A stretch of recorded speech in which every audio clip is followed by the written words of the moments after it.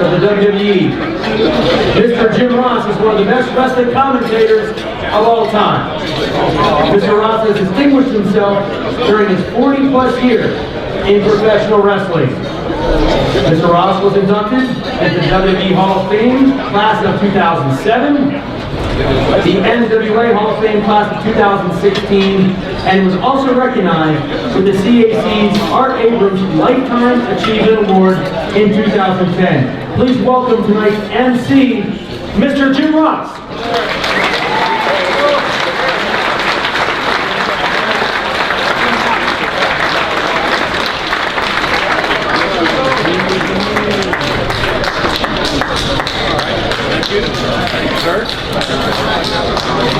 Thank you. I can't find my prompter. Where are the writers? What shall I do? I'm going to leave, baby, because the Throwback said that's what I should do. I'm glad to be here at the 53rd Annual College Rally Reunion. Thank you guys for being here. A couple of things about this. We'll move this along. My goal is to be out here at 9 o'clock. Now, I'll do my part because I have to get my shit in. However, if these speakers go long, just move their ass on stage. Just say, 53rd annual, we need to grow this thing. We need to get younger here. We need some younger people involved to help continue the tradition of honoring those in our business. I owe everything I have to wrestling. Everything. And I'm never embarrassed to say that. I put 2 wives through college and 2 daughters through college. I bought multiple homes, multiple cars, 2 divorces, a bankruptcy, and I owed all the wrestling. But by God, I rebounded. So seriously, life is good, and this is always Jan's favorite event to come to. This is the WrestleMania red carpet Hall of Fame thing, where she could wear Louis Vuitton. That was her deal. So I think about her every day, and I'm sure she's kind of taking a look to hear what's going on. So I'll be on my best behavior, I promise. Good everybody. Hey Pat, over here. Yes. You gonna sit your back to the stage and hope we have a night? No, I was just looking. Who do you think you are, the first Intercontinental Champion of one Rio de Janeiro? Pat looks great. Doesn't Pat look wonderful in pink?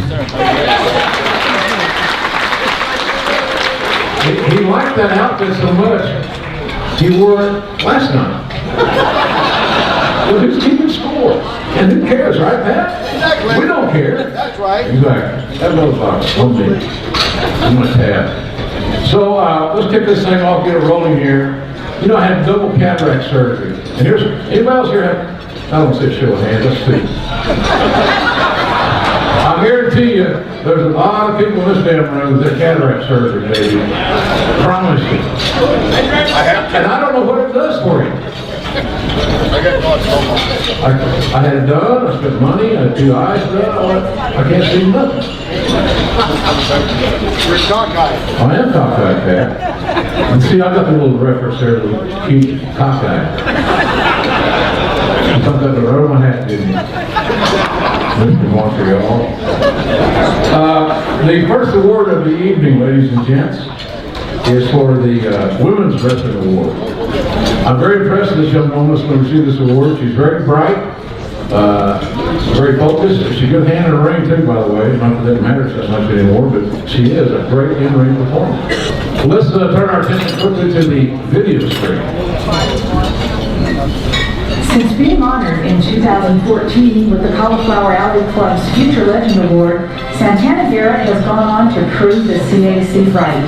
Born in Orlando and trained by wrestling greats including Larry Zbyszko and Scott Hall, she's captured well over a dozen championships, including the NWA World Women's Championship. Garrett began her career in Florida-based Coastal Championship Wrestling in 2009, where she won the CCW Ladies Championship in her debut match, a title she held twice. Santana also found success in TNA, Pro Wrestling Extreme, and Global Force Wrestling, where she won her debut match in 2010.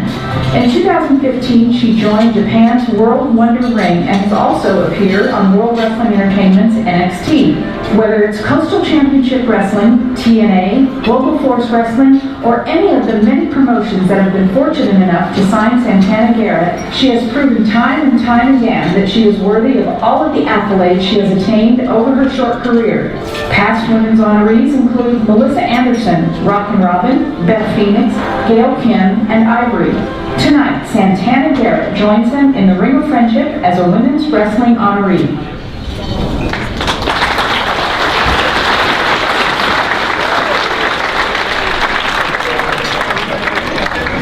Ladies and gentlemen, if you don't know who I am, I'm not Lenny Garrett, I'm TNT Kenny Garrett.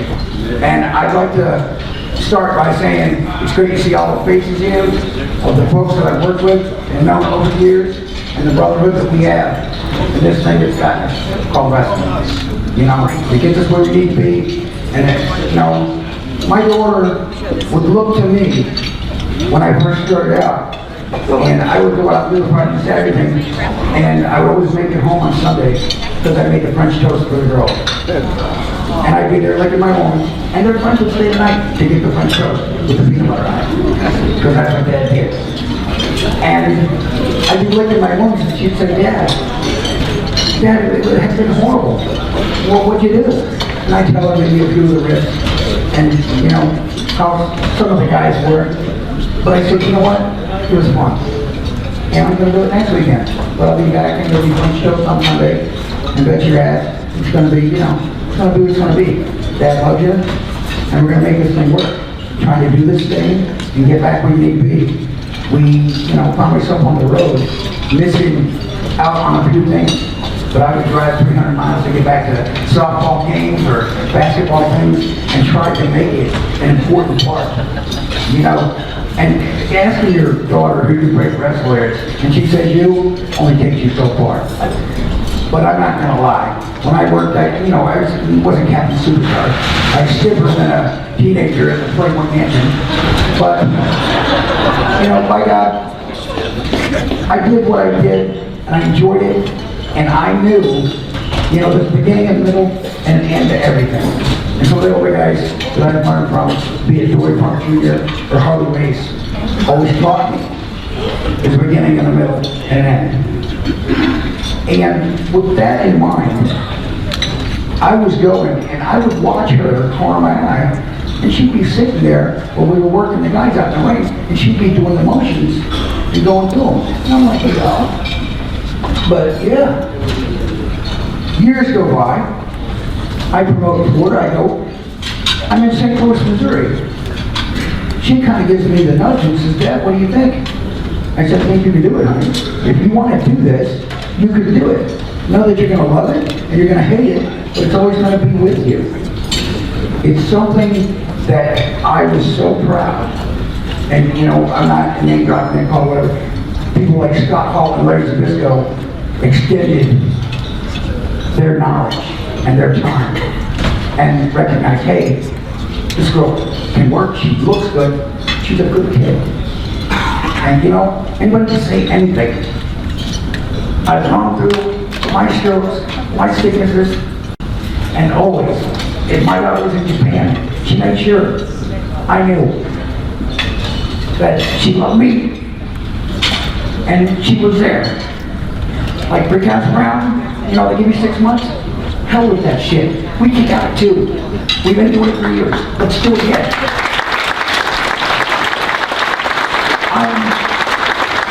Last week, 2 years cancer free. And some days I'm kicking out. I'm good to go. I'm not going to keep anybody here hostage. There's a guy with a snake. The tear, I mean, he's over and over with fan guy. I say hell, you say yeah. Give it to me, hell? Yeah! There it is. And that's the kind of shit that makes the world go round. Okay? So when I say hell, you say yeah! There you go. Anyway, with that being said, I want to introduce you to a wonderful daughter, an excellent role model, a cool chick, and one hell of a nice girl. My daughter, Santana Garrett.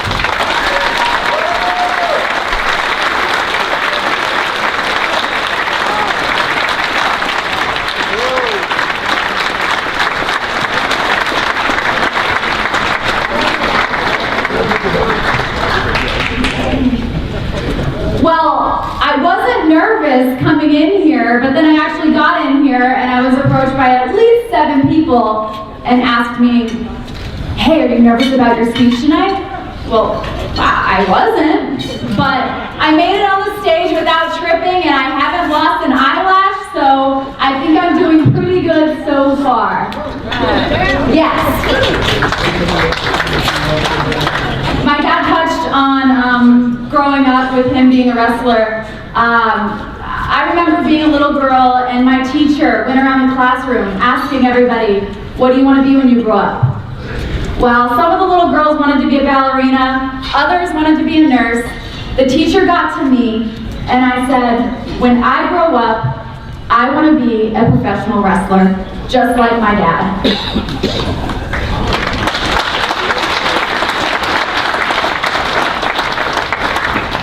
Growing up with 2 sisters and 5 little brothers, it was rare that I got that one-on-one time with either one of my parents, and wrestling is what brought my father and I together.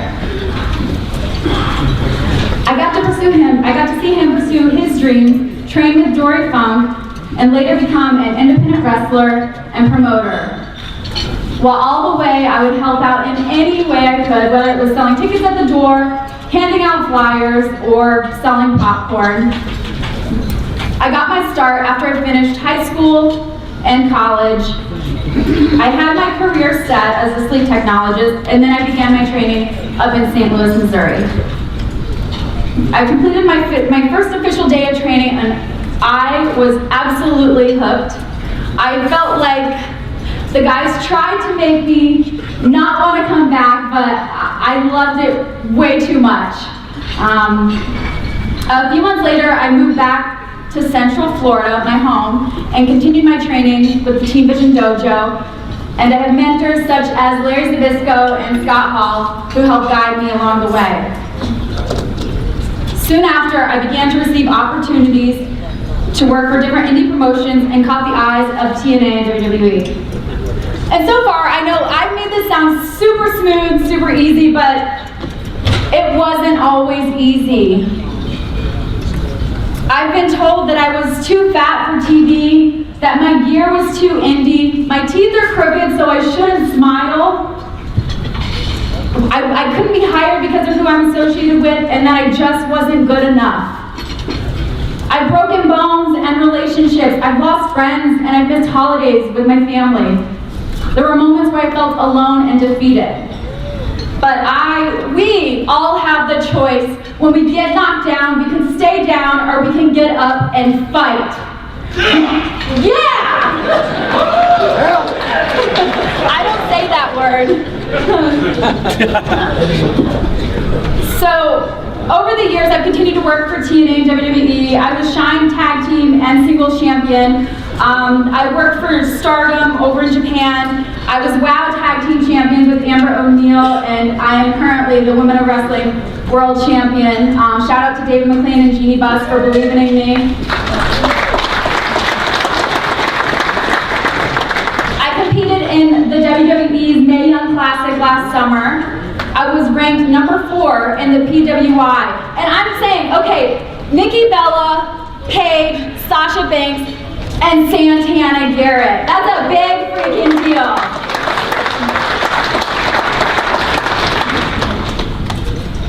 I also run an all-women's wrestling school down in Orlando, Florida, the Lady Warriors.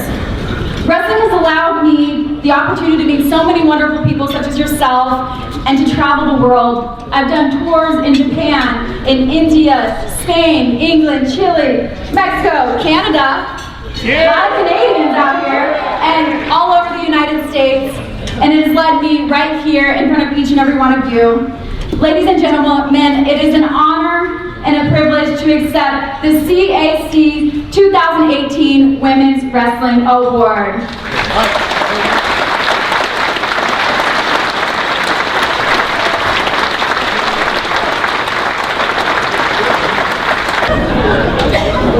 You know, I was considered too fat for television. Just last week. It's time to introduce the president of this organization, the man responsible for all this. He also picked up the steak and the chicken. Please welcome to the stage, don't call him Beefler anymore, Brian Blair.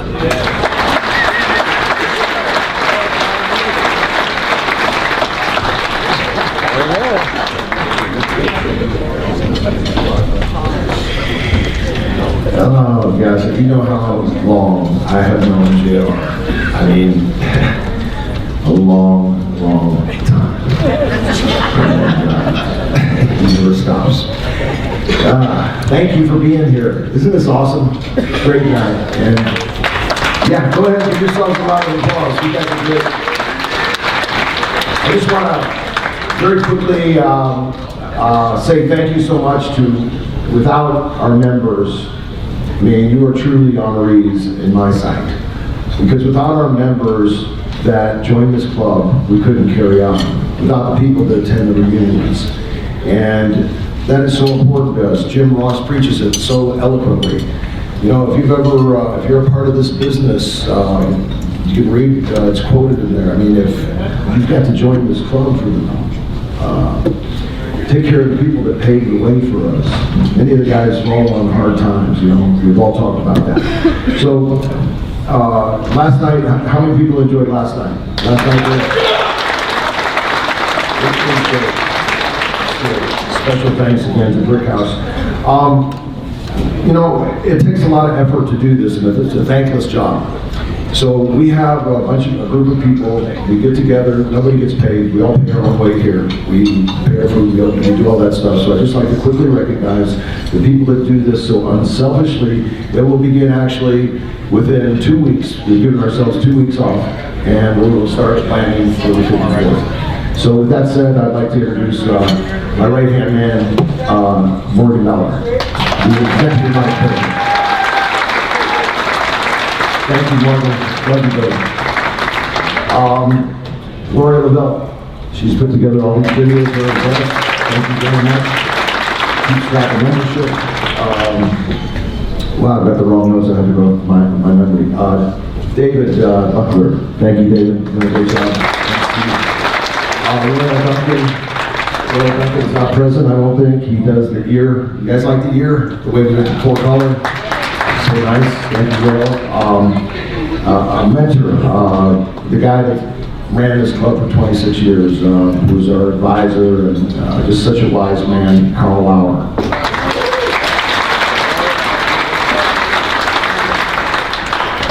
This guy is tired of a frog's butt, trust me, and he is our treasurer, Dean Silverstone.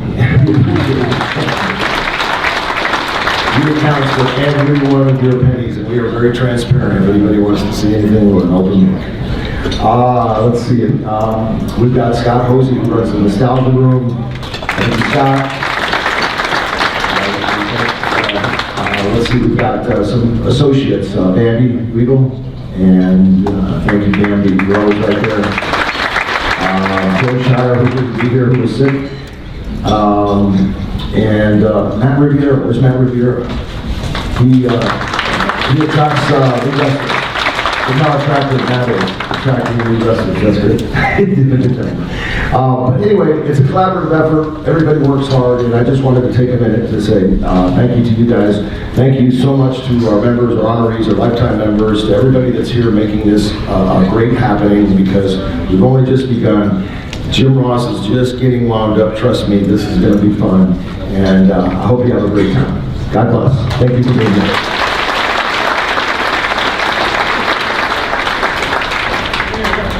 That, ladies and gentlemen, is one of Leroy McGurk's former son-in-laws. So when I was driving Leroy to Shreveport that night, he was not going to kill Bo Peep there. He was going to kill the $1 Million Man, which you told that story.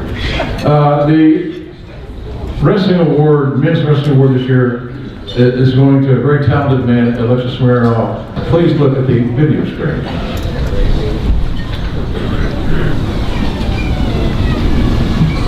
Michel LaMarche was involved in amateur wrestling as a teenager before training under Edouard Carpentier for a career in professional wrestling.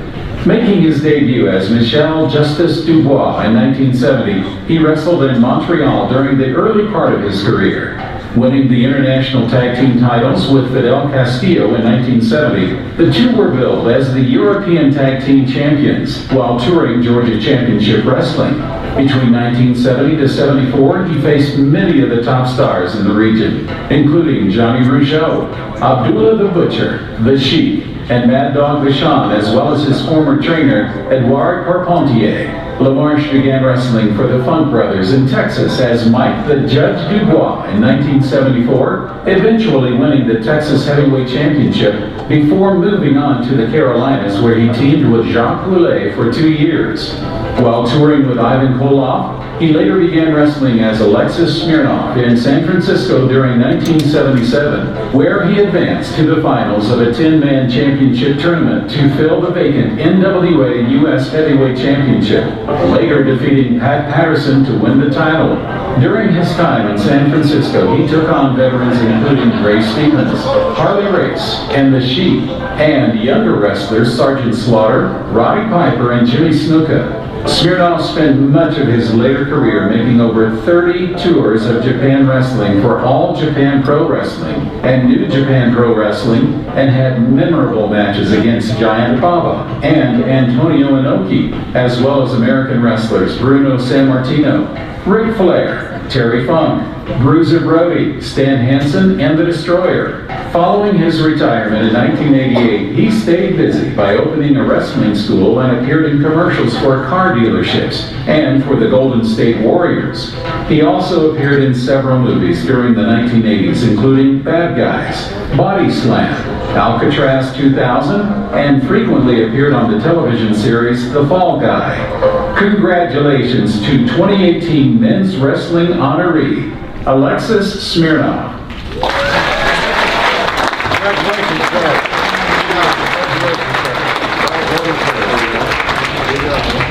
What was yours? You know, I make so much money in the business, you know, I got bodyguard with me, you know. And Nevery, all of you, I am proud to be a Canadian.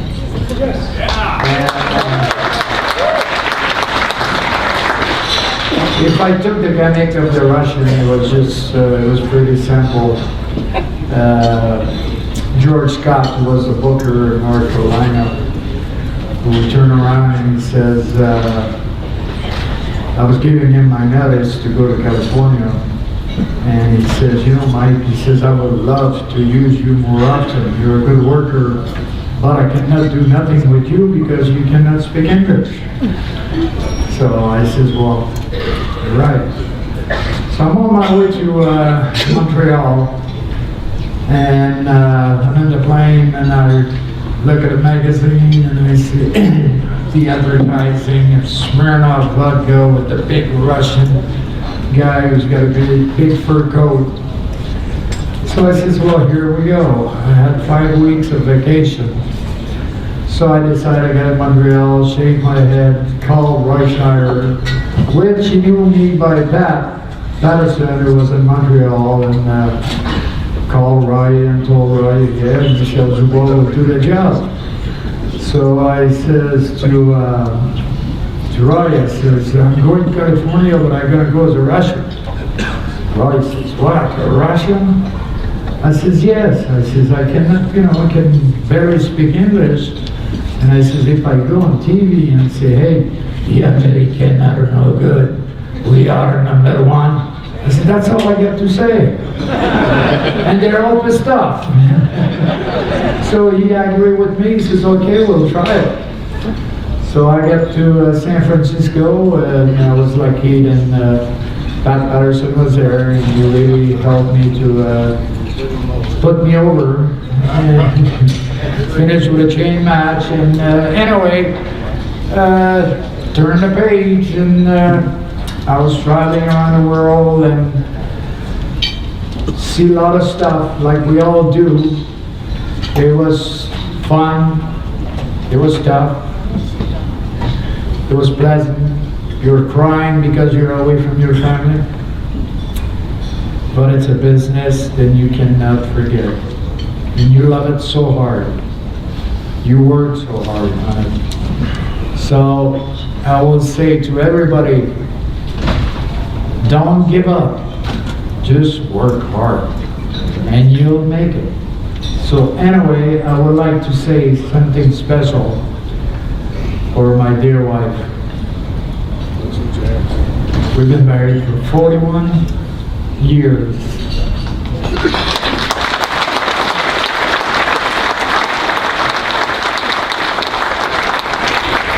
She's the one who really supports me, otherwise I would not be there. And she gave me 3 beautiful children, Don, Chantal, and my son Junior, who's here. Thank you, everybody. I love you. We'll see you.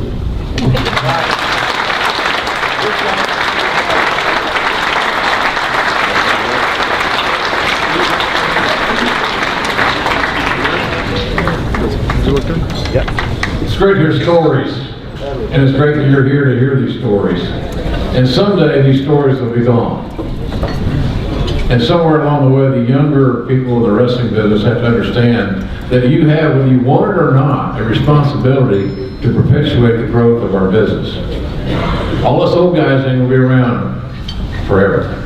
I tell my kids this all the time, they hate it. Daddy's on the back 9 of life. They don't like that. But the reality of it is, that's a fact. So it's something that we need to think about in the organization, here in this room, of getting more younger people involved that actually want to help people in the business. I believe in that. Somebody asked me earlier about our Saudi Arabia trip. Real quickly, the Reader's Digest version is this. I left my home in Norman, Oklahoma at 6:30 a.m. on Wednesday. I returned to my home in Norman, Oklahoma at 7 p.m. on Saturday. In between, we had one night in a hotel. We had 36 hours of flying time. Notwithstanding the airport and me and Lawler running around Jeddah without an escort was like Jethro and what's that guy's name? Clem or whatever was on Hooverville? Ebb. It was Ebb and Jeb. Jesus Christ Almighty. Nobody, all they wanted was selfies. I just want to know where Air France is. So 36 hours in the air. Food was great. Hotel was wonderful. I flew that far and I worked an hour. Yes, sir. Cowboy didn't raise an idiot. This is a real cool award right here. Not because of the presenter, because he's going to get there about 30 more times. Man, when you get to the president like Trump. Next thing you know, Blair's going to be tweeting every morning. So Brian is going to induct Steve Kern in this Trainers Award.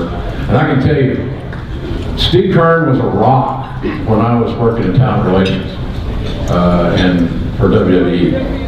He's a man of his words, a man of integrity, he understands fundamentals. He did a great job of teaching the fundamentals, but also respect of what a wrestler is, should be. And so he did a great job for us. He's very deserving of this award, and I would like to suggest now that you turn your attention to the video screens. Steve Kern is probably best known for his successful wrestling career, including time as one of the fabulous ones with partner Stan Lane. And as Skinner, while in the WWE, Kern later established himself as one of the most successful trainers in wrestling history. Steve Kern's pro wrestling school was a fixture of the Tampa Bay area dating back to the early 90s. The Pro Wrestling School of Hard Knocks is credited with teaching many superstars, including Mike Awesome, Dustin Rhodes, Tracy Smothers, Edge, Gail Kim, and Diamond Dallas Page, among many others. In addition to these superstars, many talent agents and other guests, such as Johnny Ace, Dean Malenko, Bobby Heenan, and Jerry Briscoe, have come to the school into the WWE's developmental territory, Florida Championship Wrestling, where Kern was president of the FCW. Kern has a talent for bringing out the best in those who put their careers in his hands, successfully helping them on the path to wrestling stardom.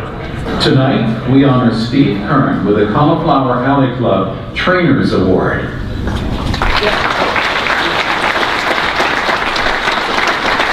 And here's the fitness award to Steve Kern, is his friend, the president of CAC, Brian Blair.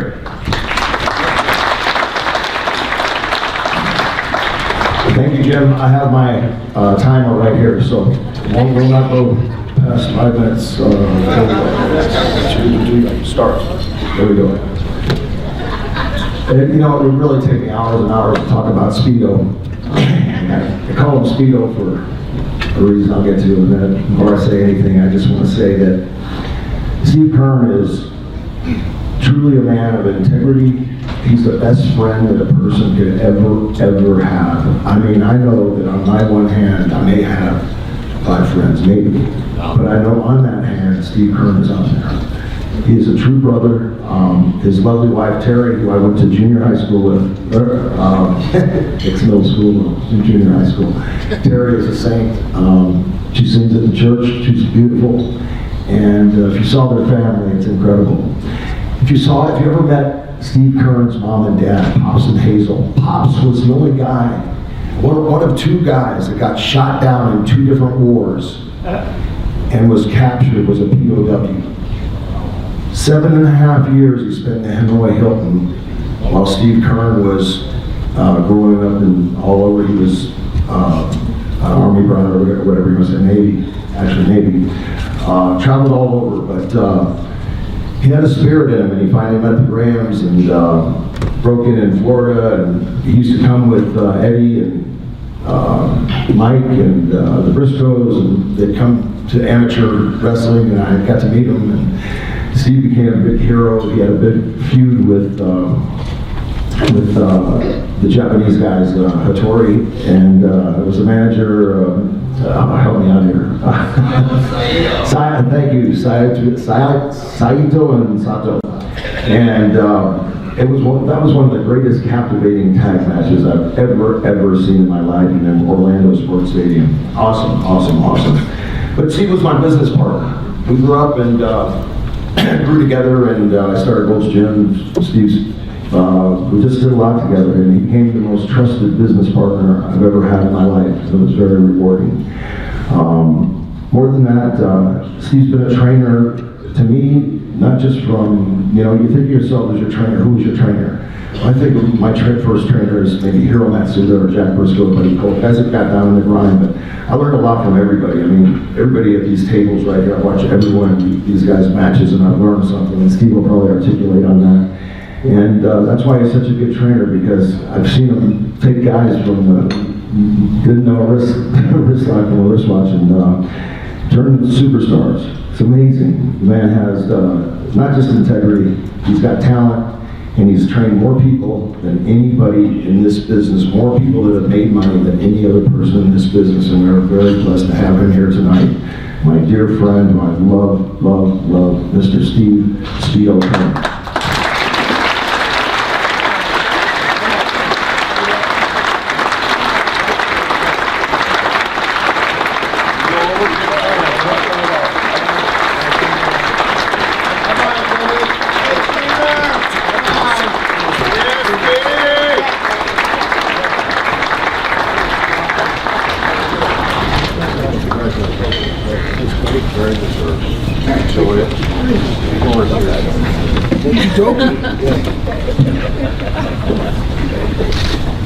Who said they were getting out of here by 9 o'clock? Hey.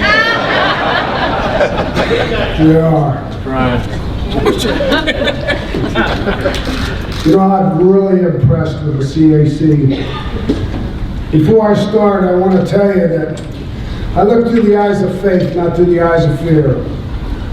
I have one God. My Savior, Jesus Christ, is why I'm successful. So anything other than that,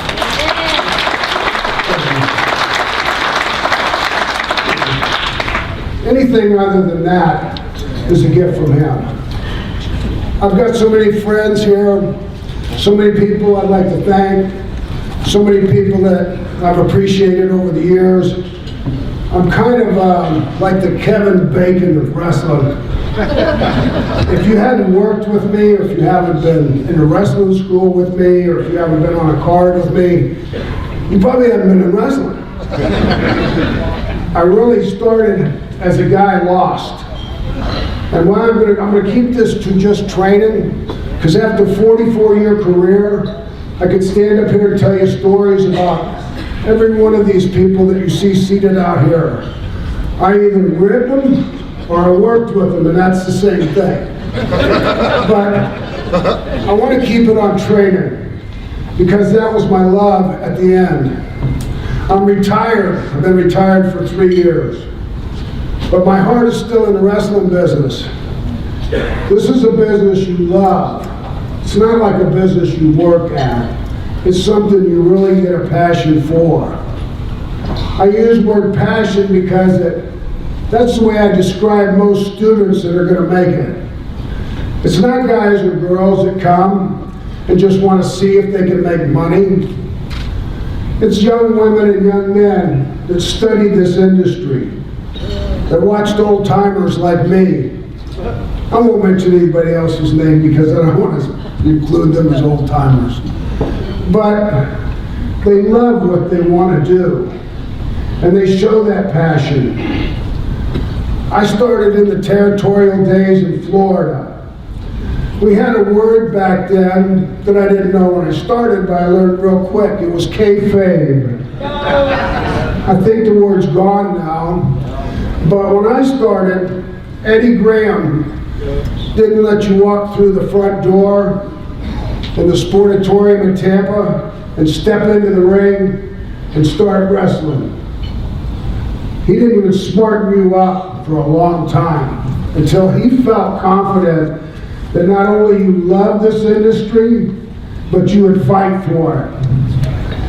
In that video you saw there, just on the inside where I put that mark to sleep, yeah! I was on a live San Francisco AM show with Stan, and that jabroni came to me and said, listen, I want to go out there and talk about wrestling and what I watched when I was a kid, how it's all fake. Anybody know the sleeper? I kind of know how to use it. Well, this is what I want you to do. I want you to put it on me. I'm going to pretend I go to sleep. And then when it's over and you turn loose, I'm going to jump up and go, hey, look, see, I told you it's all fake. Well, we didn't really get a lot of that video, but I double-crossed him. And when he got up, he was mad, upset. But I learned a long time ago to protect my industry. And I will protect my industry. When I started in Florida,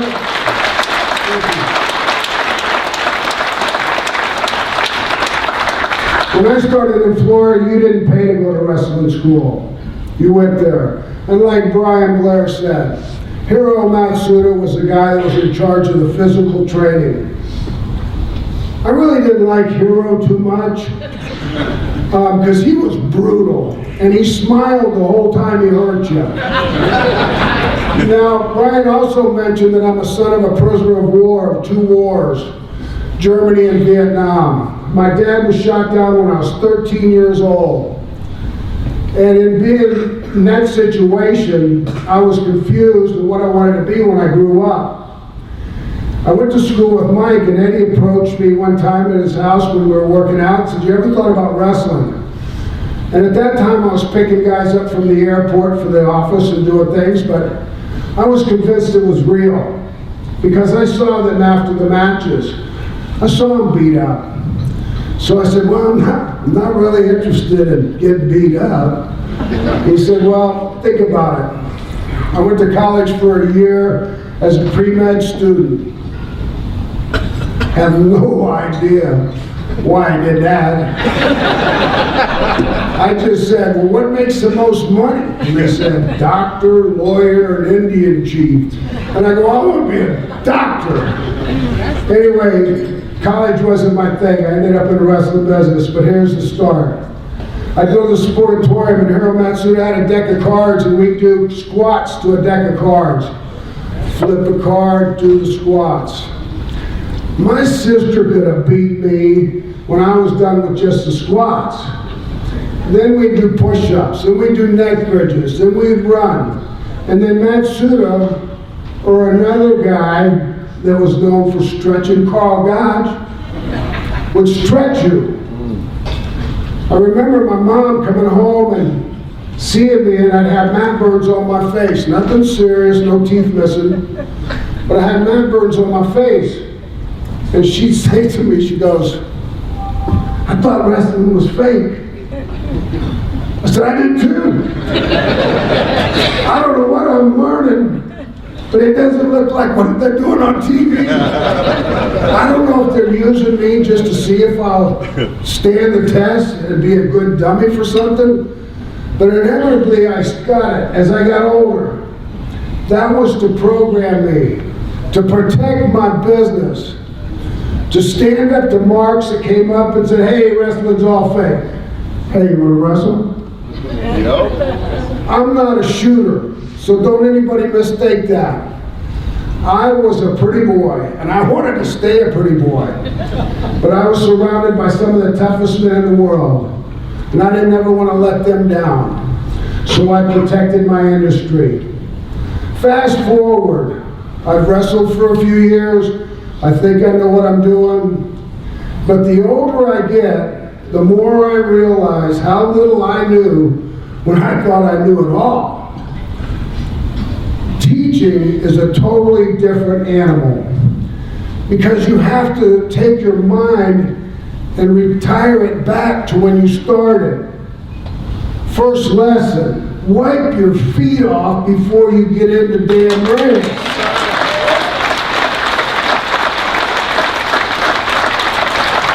I took myself back just to remember those things. And I'll tell you what teaching does for me. It made me better when I was working because I was reviewing all these things that I had forgotten. My first student was Tracy Smothers in Tennessee. I thought the best way to teach somebody would be to wrestle them. That was the first lesson for me. Don't let a wrestling student touch you because they don't know what they're doing. I had not that much success, but I had a lot of fun because we put in the program, if you want to be a wrestler, send a picture, your name, your age, your height, your weight, any background you could to impress me, come to wrestling school. We had the funniest stuff come through the mail. It was like entertainment on the way to the town.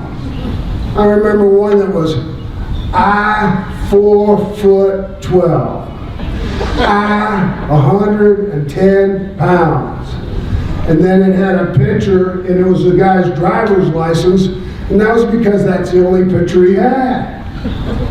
To me, it was funny at first, but then I reflected back on it about, this guy must be really passionate about being in the wrestling business. Anyway, teaching nowadays, it's not my fault. Things change, we evolve. This industry has evolved. In my 40 years in this business, I've seen some unbelievable changes. Even terminology's changed since I started. And you have to stay at current event and stay up with what's going on, or this business is going to just mow right past you. One thing I compared it to was action movies. When I was a kid, Charles Bronson, Clint Eastwood, John Wayne, they were my heroes. They'd kill one guy in a movie, maybe beat up 2 or 3. But if you notice what happened to action movies, they're not exciting or entertaining unless thousands of people get killed. Hundreds of things blow up. Well, that's the kind of pressure that's put on these young men and women in our industry today. To outdo the things that, not me personally, but my peers did, or somebody that was before them. They're trying to outdo them a lot of times, and there's a lot of injuries. When I took over the developmental for the WWE, Vince sat me down and he said, listen, Steve, you can't give me a good wrestler in 1 or 2 years. What I want you to give me is good people. I want good people in my business. I want good people representing the WWE. So my job was not to go out and teach you movement. Because to me, movement is not what makes you. It's emotion. If you go out there, you can make all the moves in the world you want to, but until you grab your audience and take them on an emotional roller coaster ride, like Shawn Michaels will do for you, then you're missing the boat. Thank you. I use Shawn as an example a lot of times because talent can pick up old videos and stuff. And when I would say somebody like, hey, you need to learn to sell like Shawn Michaels, they took that to heart, and that's how you learn. I can't stand up here and claim anybody that I taught, because I didn't teach anybody by myself. I had help. I had Tom Pritchard as a head trainer at FCW. I had Norman Smiley. I had the late, great, really close friend that I missed and loved, the American Dream, Dusty Rhodes, teaching them promo skills. That's how they learned. It wasn't because that they learned from Steve Kern. Anybody that does this knows this is a learning lesson your whole career. You never stop learning. You're going to learn something all the time. And if you don't, you're going to work with somebody you never worked with, and you'll learn something about them, whether they can work or not, and whether you'd rather work with them again or not. I'd just like to say that I appreciate accepting this award and getting this award, but I totally don't feel like that it's all mine. There's so many guys that have helped other people in this industry. That's really what it's about, helping each other. When I said I taught people for vets to be good people, I worked on skills like manners, respect, passion. I worked on things like that. And I gave young people advice like, you want to be the best liked person in that dressing room. You want to be humble. You want to be kind. You want to be respectful. And when somebody tells you to do something, like a job for somebody else, do it with respect and honor and do the best damn job for that other guy you can. Because that's what it's about. Taking care of each other in the ring and helping each other. I can guarantee that I'd have never got to where I was in the wrestling industry if it hadn't have been guys that took a liking to me when I was a young kid. Like the Briscoe brothers. Jack and Gerald let me ride with them. And they gave me a lot of advice. And I was in a non-stop learning lesson with them two Indians. I was a Florida boy, and they were Oklahoma. And they taught me how to drink beer, hit roadside signs at 70 miles an hour. I can't tell you what else they taught me. Gerald knows. Anyway, in closing, I'd like to say that I miss a lot of my friends. I'm tired of burying wrestlers. I'm tired of losing friends. I would love to see everybody live to be 100, but I guess that's not possible. I want to say last night I was moved beyond words when I heard Brickhouse Brown was here. Brickhouse Brown got the Courage Award. He got the Courage Award because he's fought cancer. My best friend Mickey J. Hinson last night, he got the Referee Award. Mickey J. has fought cancer since 2008. And he lives in Key West and he drives 300 miles to do his cancer treatment in Tampa where I live. I've seen his struggle. And on my career, I've been asked several times, who's the toughest guy you ever met, Steve? Who stands it out in your mind as being tough? I used to say this: toughest people I've ever met have been kids in wheelchairs who can have a smile on their face. Now, I've added this: the toughest people I've ever met have fought cancer and other diseases, laughed in its face, never cowered, never bent, but took it on, straight on, and fought it, and they're going to live with it. And I know I'll see Brickhouse Brown here next year, and I know I'll see Mickey J. Nichols here next year.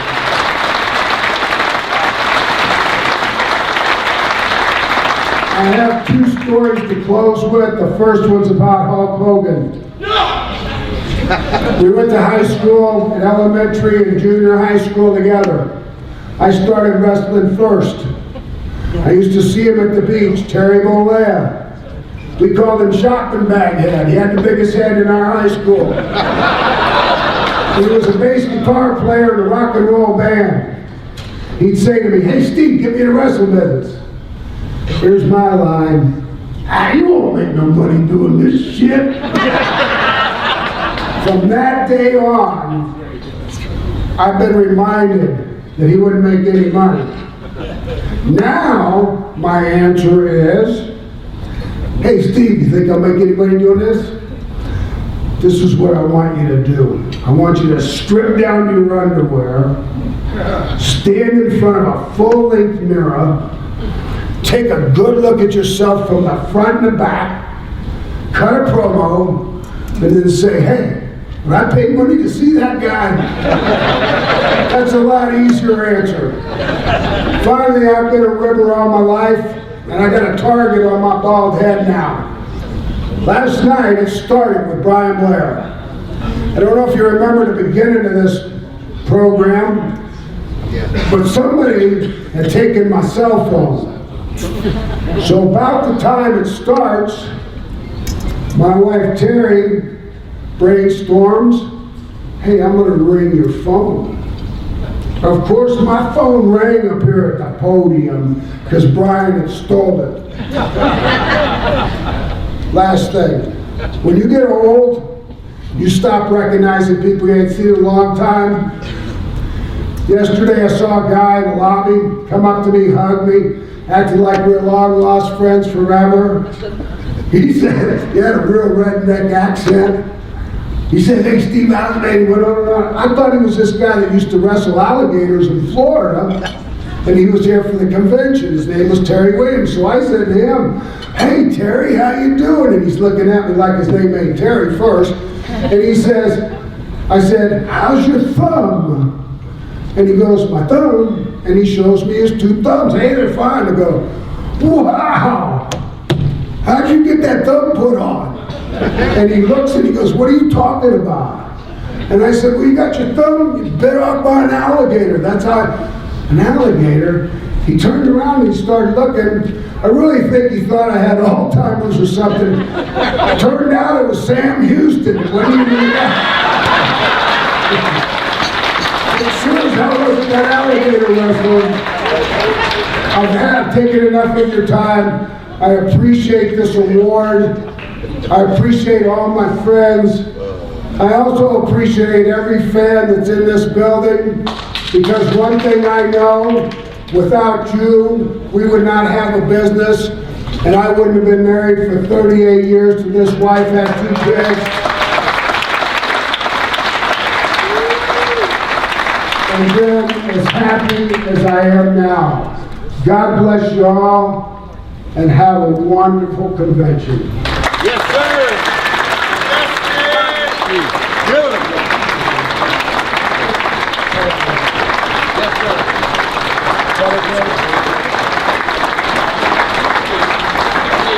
I'm with Steve Kern, WWE legend, and he had a big award tonight. How do you feel getting this prestigious award from the Cauliflower Alley Club? Well, when you get an award, the first thing you're supposed to say is you're humbled and you're honored, and those are the words that I would use. But at the same time, it's kind of like it came out of nowhere. When they contacted me, told me they wanted to give me an award for trainer, I've been in this business for 40-something years, and I would have thought, I would be more recognizable as a wrestler. Not to say that I don't want to be a trainer, but that's really what I like the most is the training part. Because that the wrestler was a short-term thing. So when I look back at it, when they called, I said, well, you know, what an honor to be a guy that actually trained people, because people look at you and say, hey, did he ever train you? That's true. Right. Who are some of your favorites that you trained over the years? I'd say I had a lot of second-generation wrestlers that I worked with. Dustin Rhodes, who later became Gold Dust. I really liked training him because I liked Dusty so much. He was such a close friend. I put a lot of time in with Dustin, but he really wanted to learn really bad. And when somebody wants to learn it really bad, it makes training them easy as like putting a key in the door and turning it and opening it for them. And Dusty worked with you in FCW too. Any favorite memory of him being so close to him over the years? Well, you don't have time. I mean, to be honest with you, Dusty was like my big brother. That's what I mean by that was when you have a big brother, they're not always nice and they're not always friendly to you. Sometimes they beat you up to make you tough. But the one thing about Dusty's relationship with me was he always protected me. Example, if they said something about all the new talent that was in the WWE, and Dusty said, if you don't mention Steve Kern's name, you're crazy. He's one of the guys that's helping contribute to that. Somebody like that is really close. Other times, he would make me do something that I really didn't want to do. Maybe a job somewhere. He was a booker. I've worked for him as a booker. I've worked for him in Florida as a booker. He got mad at me all the time. I was always late, and he hated it when you're late. I can remember him writing on a chalkboard one time, be on time or be gone. And I think that was for me. So, great guy. I miss him. And last question here, between the Fabulous Ones and Skinner, which gimmick did you prefer? Skinner. And I'll tell you why. Because when I was doing Skinner, all of a sudden, I didn't have to do so much. I mean, like in preparation for going out for the match, all I did was roll around on the floor, put licorice in my mouth, a big gob of water, and go out the door. When it was a Fabulous One, you got to put your suspenders on, the bow tie, you had to comb your hair. It had to be just right. So, preparation. Now, Skinner, what I didn't like about him was I had altered my boots because I had to wear construction boots. I'd been wrestling all my life in regular wrestling boots, and that was what I was comfortable with. But Vince came to me and said, you know what? You wrestle too much. You're a crazy guy out of the Everglades. You don't need to wrestle that much. So I retarded my actual wrestling stuff and actually became more of a character. And I suppose you got more girls behind the scenes as the Fabulous Ones, both for the gimmick, and you're probably married by the time you were Skinner. Yeah, my wife likes the Skinner character better. There's no doubt about that. Well, thanks a lot for talking to us, and congratulations. You're welcome. Thank you for having me. Very deserving. The few takeaways from what Steve spoke to us about. One of the big killers in life in general that I found is to... You drunk? I'm talking here. No, he just goes crazy. He is crazy. Is that a fresh Canadian Pat? No. I lost my goddamn train of thought. That's what happens to get old. No. Never reside in your comfort zone. It's the kiss of death. You're either growing or you're dying in this world. I'm telling you. It ain't like, okay, I want to get to here and I'm going to just chill. It ain't going to happen. It don't happen. Trust me. It doesn't happen. Just always live. Have something to live for and get the hell out of that comfort zone. I saw Greg the Hammer Valentine in the men's room, and we had a discussion about skincare products. The sensitive side doesn't. Never mind. He moved to Las Vegas. He says he has to use more moisturizer. I'm good with that. He's one of my favorite competitors of all time. I love his. Well, you can see through his stuff, man. He was a machine. Greg the Hammer Valentine is going to be receiving the Men's Wrestling Award. And before we meet Greg and his presenter, please look at the video screen. One of the toughest, most rugged competitors ever to come down the pike, Greg the Hammer Valentine more than carried on the tradition first established by his legendary father, Johnny Valentine. In 1970, Valentine began training in the legendary Stu Hart's dungeon in Calgary. Then it was on to Detroit, where he completed further training under the original Sheik. In the 70s, 80s, and into the 90s, between the NWA and WWE, the Hammer held all of the major titles. Perhaps most impressive is the fact that Valentine is one of the few superstars who can lay claim to competing on the NWA's first Starrcade, as well as the first WrestleMania, where he successfully defended the Intercontinental Championship against Junkyard Dog. During his career, which has spanned over 4 decades, Valentine has held more than 40 championships, including the NWA United States Heavyweight Championship, WWE Intercontinental Heavyweight Championship, and WWE World Tag Team Championship. And his many successful partnerships include Honky Tonk Man, Baron Von Raschke, Ric Flair, and Brutus Beefcake. After leaving WWE, the Hammer made frequent appearances on WCW Monday Nitro as late as 1997 and returned to compete on WWE Monday Night Raw in 2005, 35 years after his debut match. Greg the Hammer Valentine's hard-hitting style in the ring will never be forgotten. He is a born-again Christian and occasionally speaks at high schools and colleges with Ted DiBiase. He is also part of the Christian wrestling organization World Impact Wrestling. On March 13, 2004, Valentine was inducted into the WWE Hall of Fame by his former manager Jimmy Hart and is a 2016 inductee into the Pro Wrestling Hall of Fame. A longtime supporter of the CAC, we are proud to honor Greg the Hammer Valentine with the Men's Wrestling Award.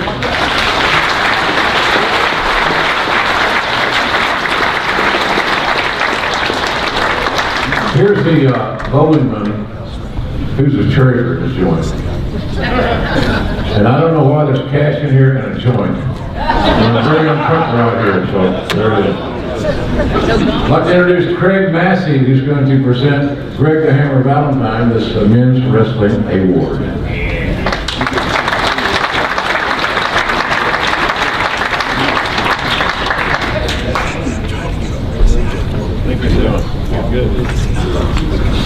Wow.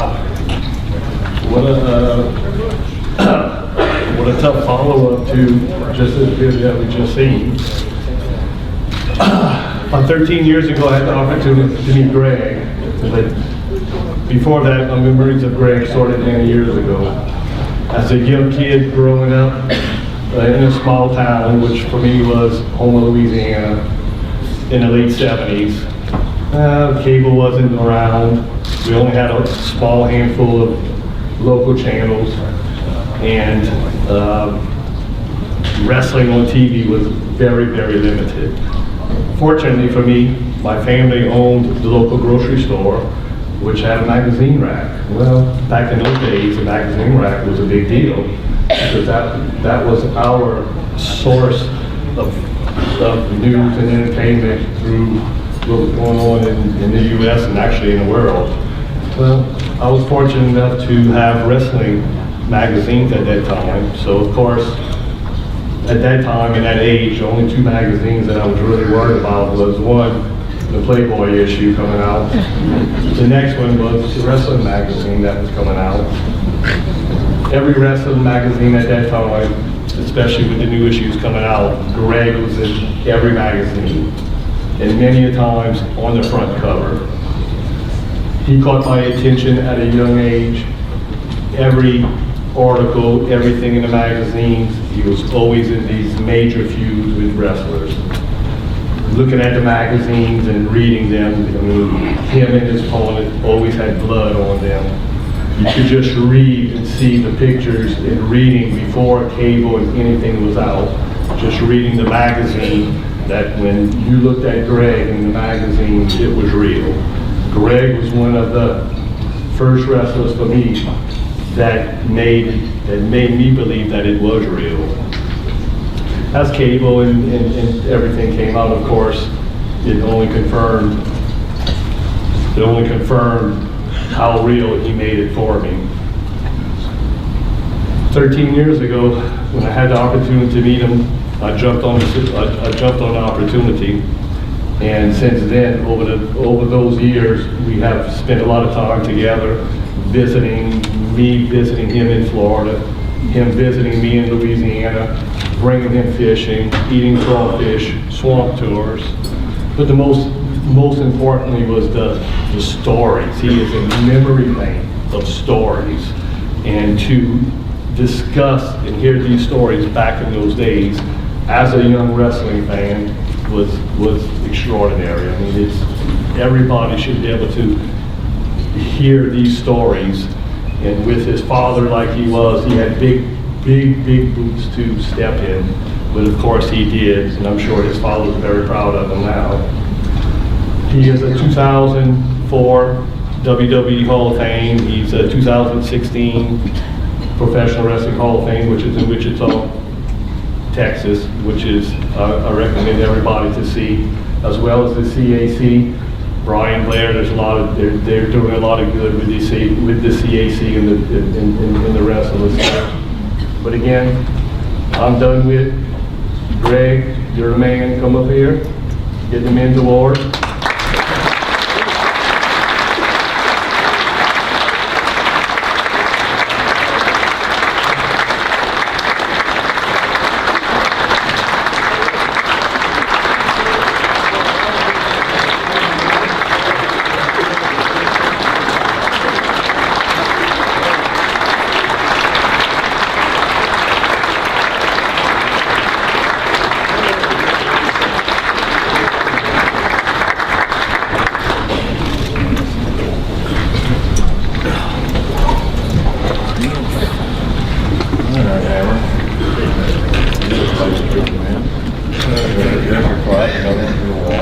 Yeah.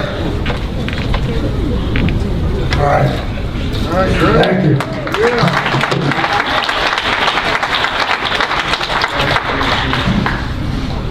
First time I ever came to Cauliflower Alley's when they honored my father, Johnny Valentine.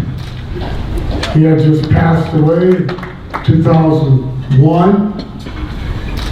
Of course, it was very emotional for me. He's the main reason that I'm here tonight, the main reason that I became a professional wrestler is by watching Johnny Valentine. Somebody said the other day, nobody remembers Johnny Valentine, right? I don't think that's right. He's all over Google, he's all over every place, and every time I do these autograph sessions, all these Comic Cons, they mention Johnny Valentine, especially around New York, Texas, everywhere. St. Louis, Chicago. My dad was one of the toughest wrestlers ever, and I'm just proud that he's my dad, and I'm proud that he didn't even want me to be in the wrestling business. I think that's why he sent me to Canada at 40 below zero. And I met Stu Hart. And everybody knows Stu Hart, that's Bret Hart's father. And I trained in the dungeon. And I caught an infection on my feet because I couldn't afford wrestling shoes. And he said, Greg Valentine has rotten feet. And I had to go to the emergency room and they pulled all the skin off my feet. That's how I got started. My career is 47 years long. I just counted it out. And I broke in 1970. I'm really lucky to be able to still walk. The only reason I can still walk is because I fought back. And I never let anybody abuse me in the ring except Andre the Giant.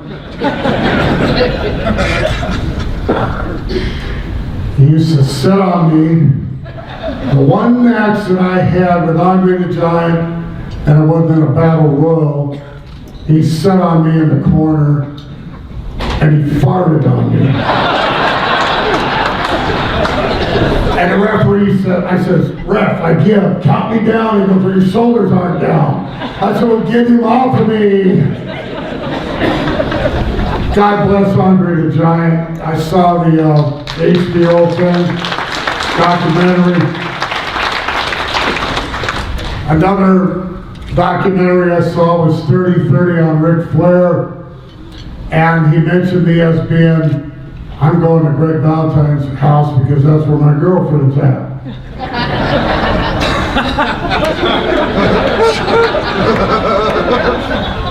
I did like to party, but he partied more. He said he was with 10,000 whatever, and my number's not that high, but I enjoyed being with Ric Flair. Oh my God, oh my God. And the rest is history. I went to New York. Vincent Mann Sr. said, you need a hold. I said, a hold? Because I was just dropping the elbow back then. You know, he says, you need a hold. We're going to give you the figure 4 leg lock. And that's been my signature hold. It brought me a lot of success. All I had to do was go out in the ring and go for a guy's leg, and the people would pop, and I go, wow, I know how to work now. It's all about pushing promos. It's about pushing your ass on TV so everybody out there knows who the hell you are. It don't matter if you could go an hour every night, which I did. When I left Mid-Atlantic, all I did was hour Broadways, me and Flair against the Anderson brothers, and the list goes on. So I think, wow. George Scott says, we're going to send you to New York. This is 1979. He says, you're going to love it up there. They need a good heel. They need someone that can wrestle because they weren't seeing too much wrestling up there.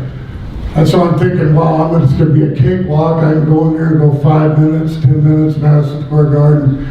They come up and say, we heard that you are the hours specialist.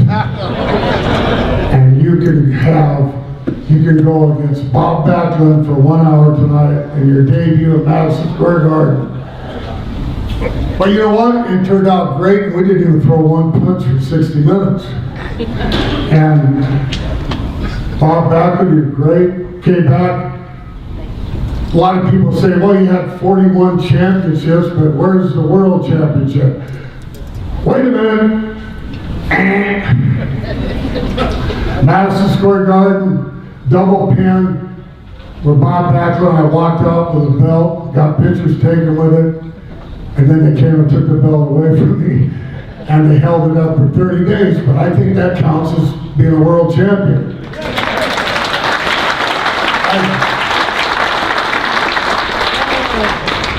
Andrew Anderson, my good buddy Andrew Anderson, helped get me going in these later years and helping me put my tights on and my shoes on so I could still get out to the ring. And I'm still going. I had a match for Frankie Del Falco about 2 months ago in Milwaukee. It was freezing cold. So I'm still wrestling. But by the way, welcome to Las Vegas. I'm living in Las Vegas now. I lived in Florida for 33 years, and last year we had 3 hurricanes, so I said it's time to leave. But I'm originally from Seattle, and I went to high school in Los Angeles, so this is familiar territory to me. I love it out here. I love that people are nice to me. I go to restaurants. They actually know who I am. They know about wrestling. They love wrestling out here. And we're actually considered celebrities, so that's all good for everybody that's in this wrestling business. This is one tough friggin' business to be in, and I'm just glad that I'm receiving this award tonight. And now that I'm here in Vegas, I'll put this up there. Thank you so much. Thank you, Jim Ross. Thank you, Pat Patterson-Worthy. Wait a minute. Yay. And the boys, they're all here. All right. Thank you, guys. Oh my God. Hey, thank you. Greg, I can't believe that. It's so fucking good, man. I'm really looking forward to this award, especially because I was a big fan of this team. I like tag team wrestling. I think tag team wrestling can make a resurgence if it's done correctly. Just like the WWE's done with the ladies. They're getting more respect, they're making more money, they're getting more bookings than ever. So it's a good thing, and I think the tag team's the same way, and this tag team makes great contributions to the business. They're good men, and I just traveled halfway around the world with one of these events.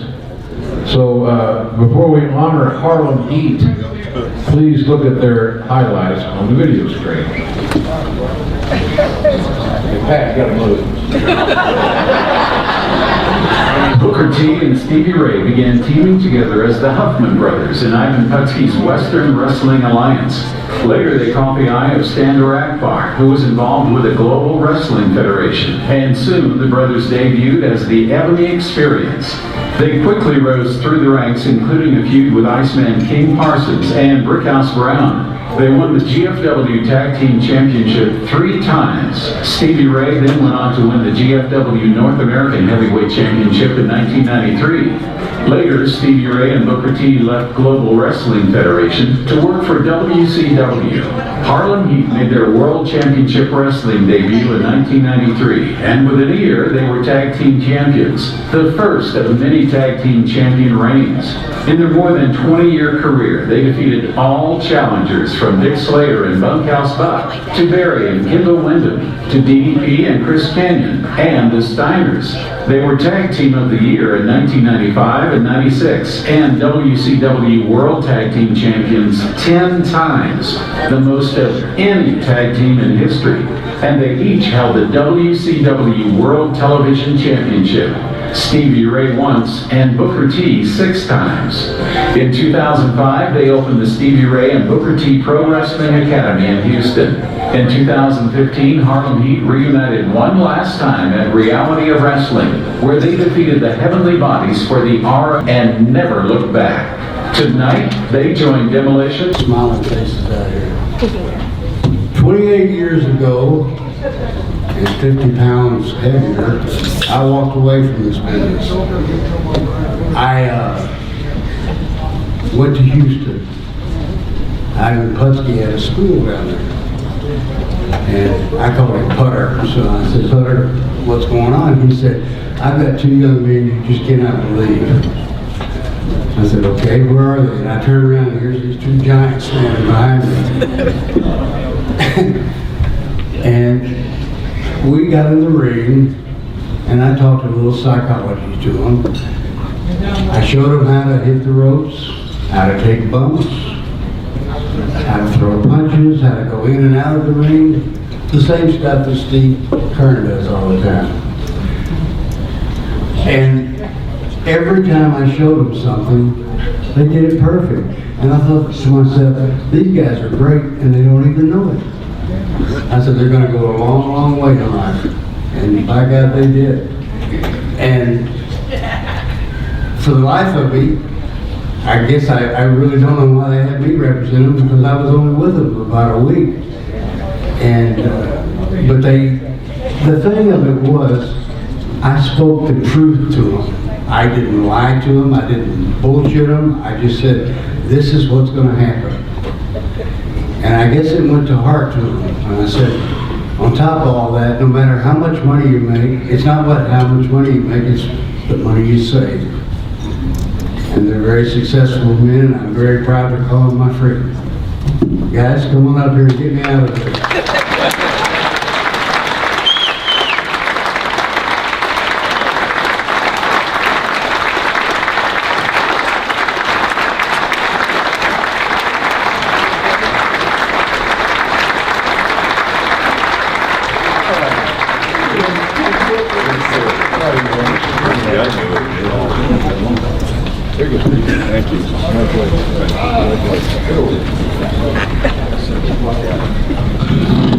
Well, I guess I'll start since I was the one always taking the bumps. No, you know, a lot of people don't realize, you know, my brother and I tag team career. He was the one always getting the wins. You know what I mean? I would always get beat up. And the thing is, it was by design because I always thought, you know, if I lost, my brother never lost, the team never lost. I just lost. And we could always come back from that. I wouldn't be here, you know, if it wasn't for my brother. I've been following my brother around since I was a little bitty kid. And wrestling has been my brother's dream since we were little bitty boys. And I remember when we were younger, we had these weight belts. We used to watch this wrestler back on Houston Wrestling. His name was Mr. Ebony, a black wrestler. He had a mask on. You never knew who Mr. Ebony was. He had a cool name. And, my brother and I, we had these weight belts I made, Mr. Ebony 1 and Mr. Ebony 2. And what's crazy is, I still got that Mr. Ebony belt in my gym at home.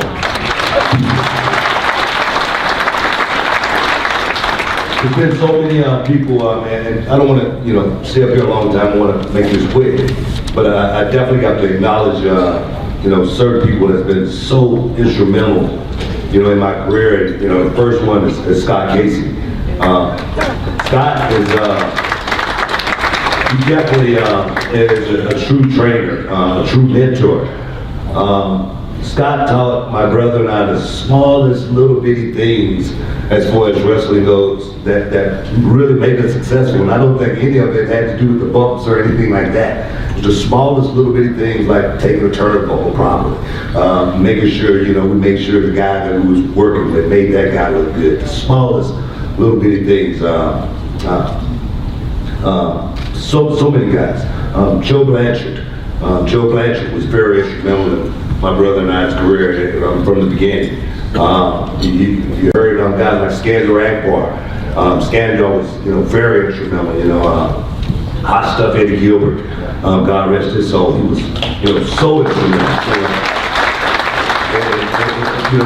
You know, I'm Booker T and my brother is Stevie Ray because of Hot Stuff Eddie Gilbert. You know, he had this grand idea, you know, he was going to create this cool tag team, you know, black tag team. You guys are going to wear suits. You guys are going to be the champions here at Global Wrestling Federation. We showed up, Eddie got fired. You know, that's a long story. We skip over that. We made do of what we had, and we became who we are today. Guys like Black Bart. You know, Black Bart. You know, we sat in the learning tree so many times. You know, Johnny Mantel. You know, Maniac Mike Davis. You know, so many guys were so instrumental in our career. Ricky Santana and Cuban Assassin. Where you at? You know, we beat those guys so many times.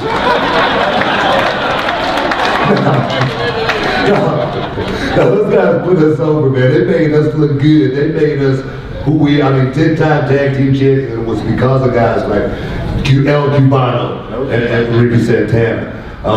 So many people have been instrumental in my career and my brother's career. But I tell you, for this 28 years that I've been in the business, I've been living, like I said, my brother's dream. I remember my brother taking me to the, Sam Houston Coliseum. I remember we got pulled over going down Bel Air on our way to the wrestling. The police pulled us over for no reason.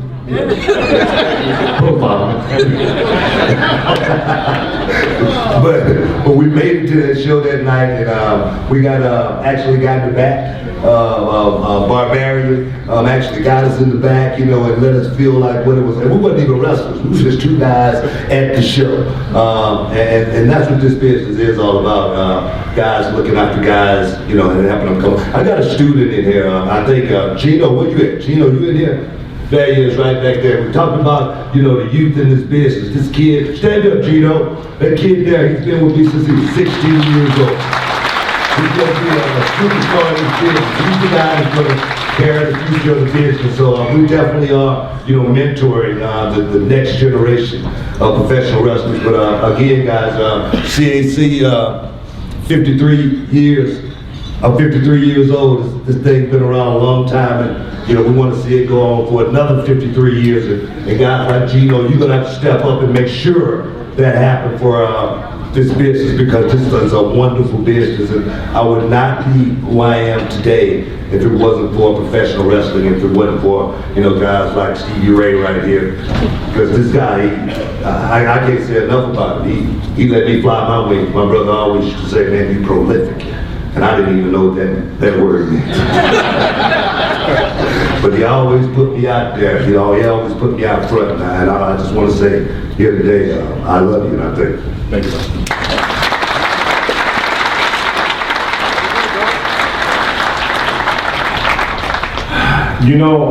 Earlier Steve Kearn was talking, and I was listening to him, and everything Steve Kearn was saying, it's the same tutelage we got from our trainer.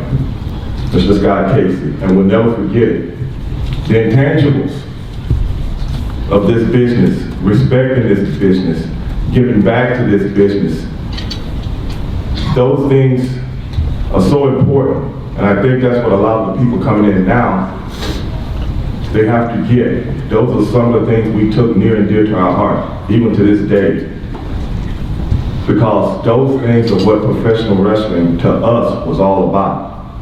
It was about the show. It was about giving people what they paid good money to see. Now, we never thought about us, just like my brother just said. If we make you look good, we look good.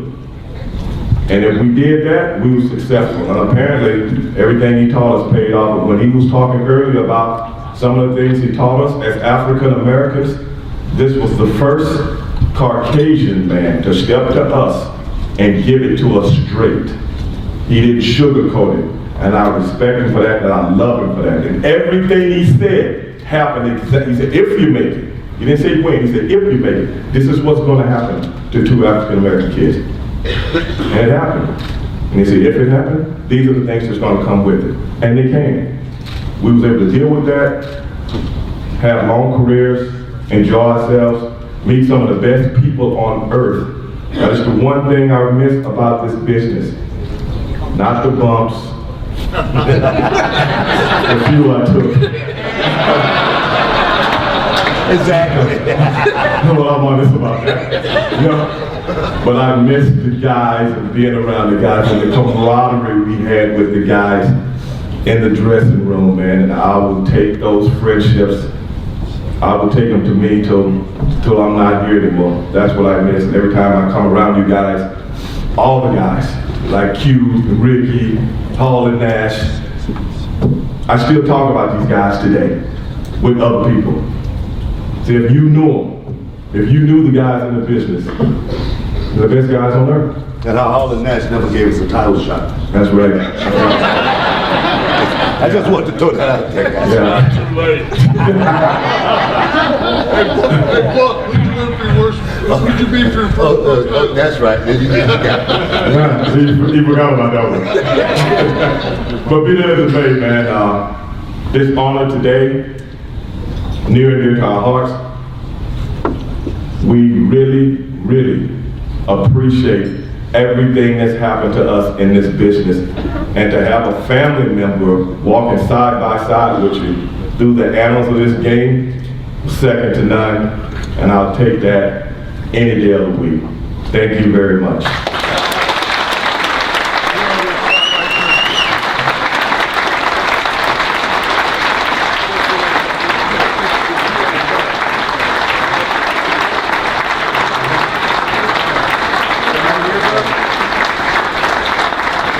I'm with former AWA star and former WWE star, the Claw Master, Baron Von Raschke, who's receiving the Iron Mike Award tonight here at the Cauliflower Alley Club Awards. Yes!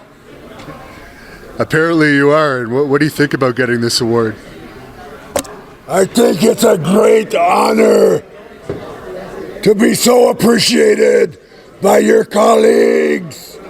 your peers, the fans, the committee, and all the nice people that voted for Baron von Raschke.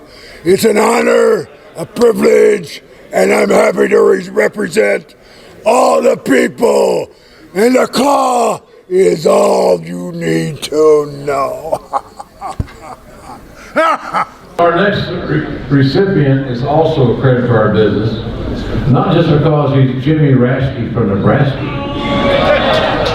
He's the Baron, and that's all you really need to know.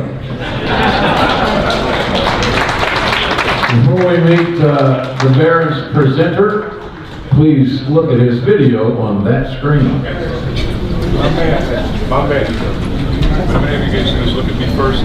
Following a successful amateur wrestling career where he won the Nebraska State Heavyweight Championship as a senior, an injury that kept him off the 1964 Olympic team, and a stint in the United States Army, it seemed James Raschke's career would be in the teaching profession, but he aspired to be a wrestler. After a meeting with Vern Gagne, his professional wrestling career began in 1966 in the American Wrestling Association under Gagne's tutelage, and thanks to a suggestion from Mad Dog Vachon, who said he looked German, he became Baron von Raschke. With his finishing move, the Brain Claw, he would soon become one of the most feared wrestlers in the entire wrestling world. In the 1970s and 80s, the Baron held numerous singles and tag team titles throughout the NWA and AWA. While wrestling in the WWF, his claw hold was censored by a red X because of the blood it would draw. Raschke was involved in many epic matches, including those with Bruno Sammartino, where he nearly defeated the longtime champion.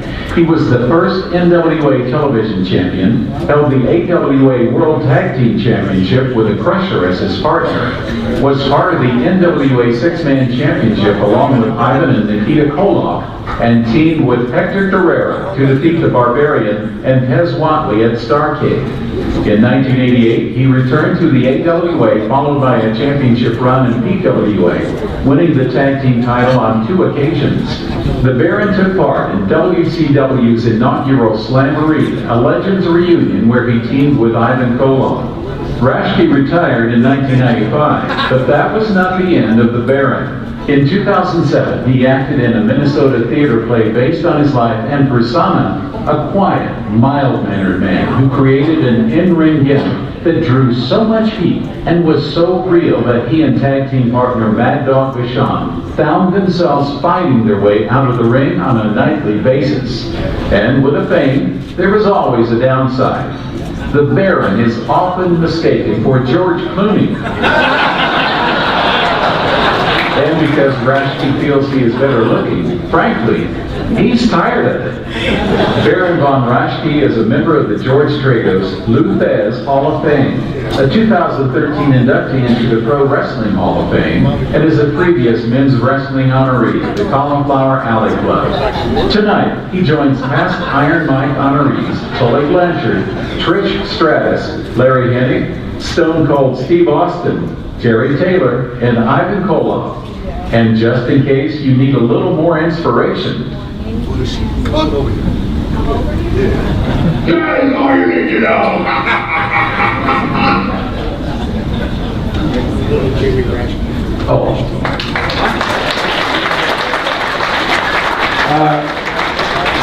To present the Baron, please welcome Joyce Alston. She is a longtime photographer of both the AWA and the CAC, and a longtime friend of the Raschke family. So Joyce, would you please come up and present the award?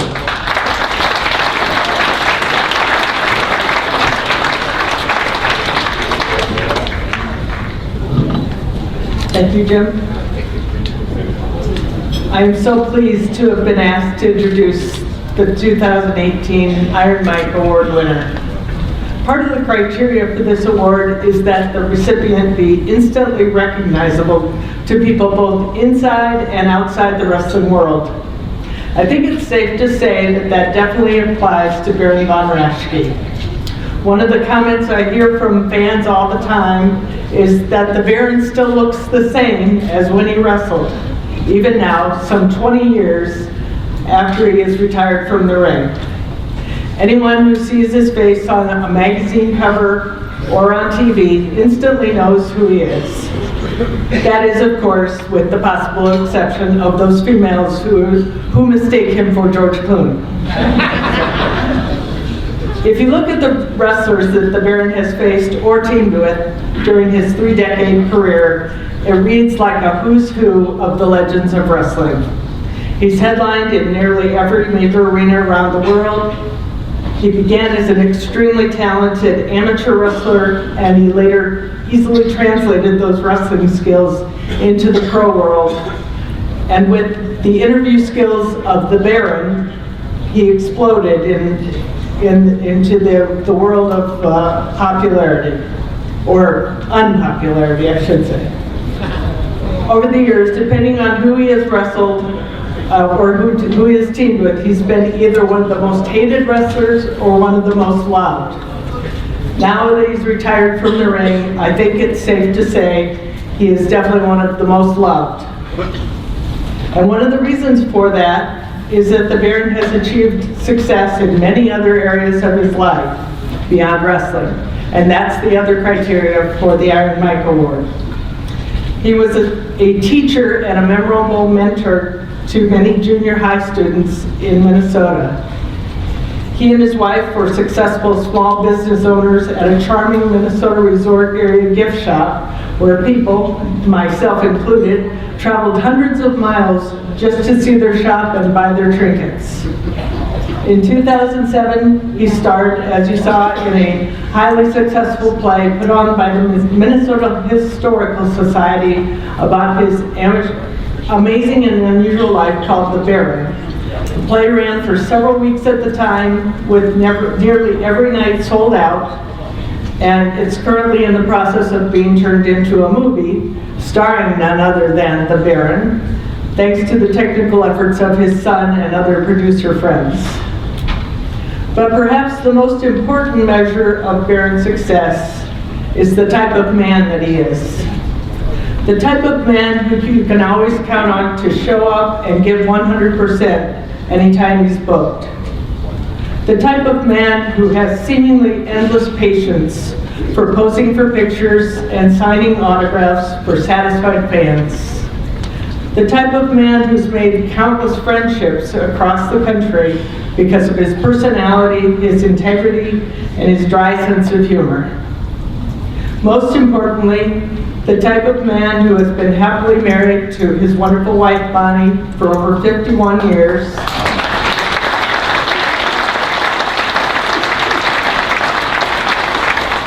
Helping to raise 2 equally nice and successful kids, and kid-sitting whenever he can for his 3 awesome grandchildren. That's the type of man the Baron is, and that's the type of man that the Iron Mike Award represents. And now, because that isn't all you need to know, please give a hearty CAC welcome to the 2018 Iron Mike Award winner, the legend, the man, and good friend to all of us, Baron von Raschke.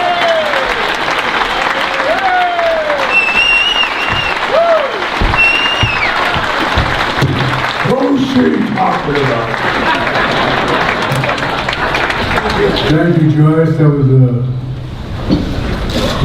great introduction. I am very honored to be selected for this award, and part of the reason that Joyce was selected to present me is because my lovely wife of 51 years, 5 happy years. If she were up here, she'd tell you that was when I was on the road the most. Anyway, I'd like to introduce my wife, Bonnie. This is Paul.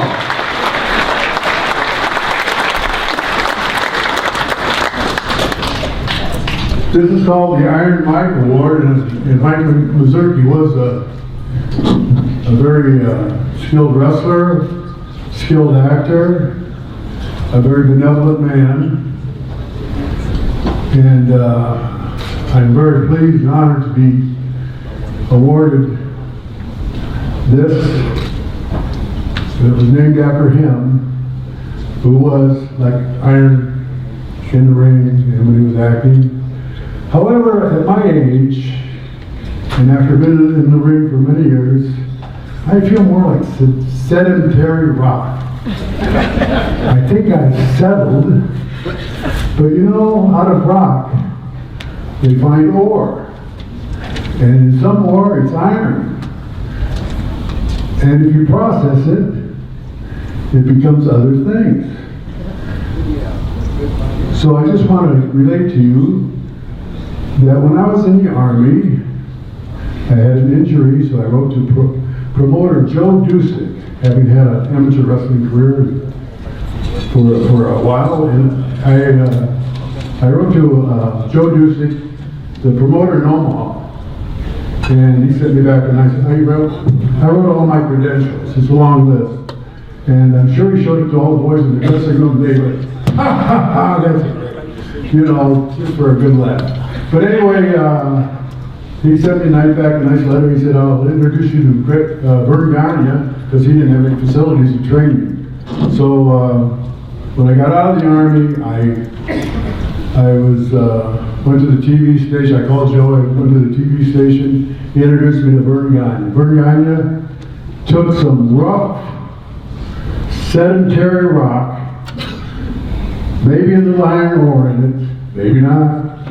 He took it and he formed a mold. And then another guy named Maurice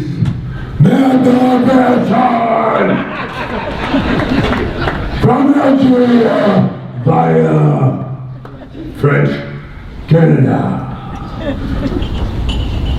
He saw me, little Jimmy Rashke from Nebraska, get out in front of the mic on the TV station after I'd set up the ring.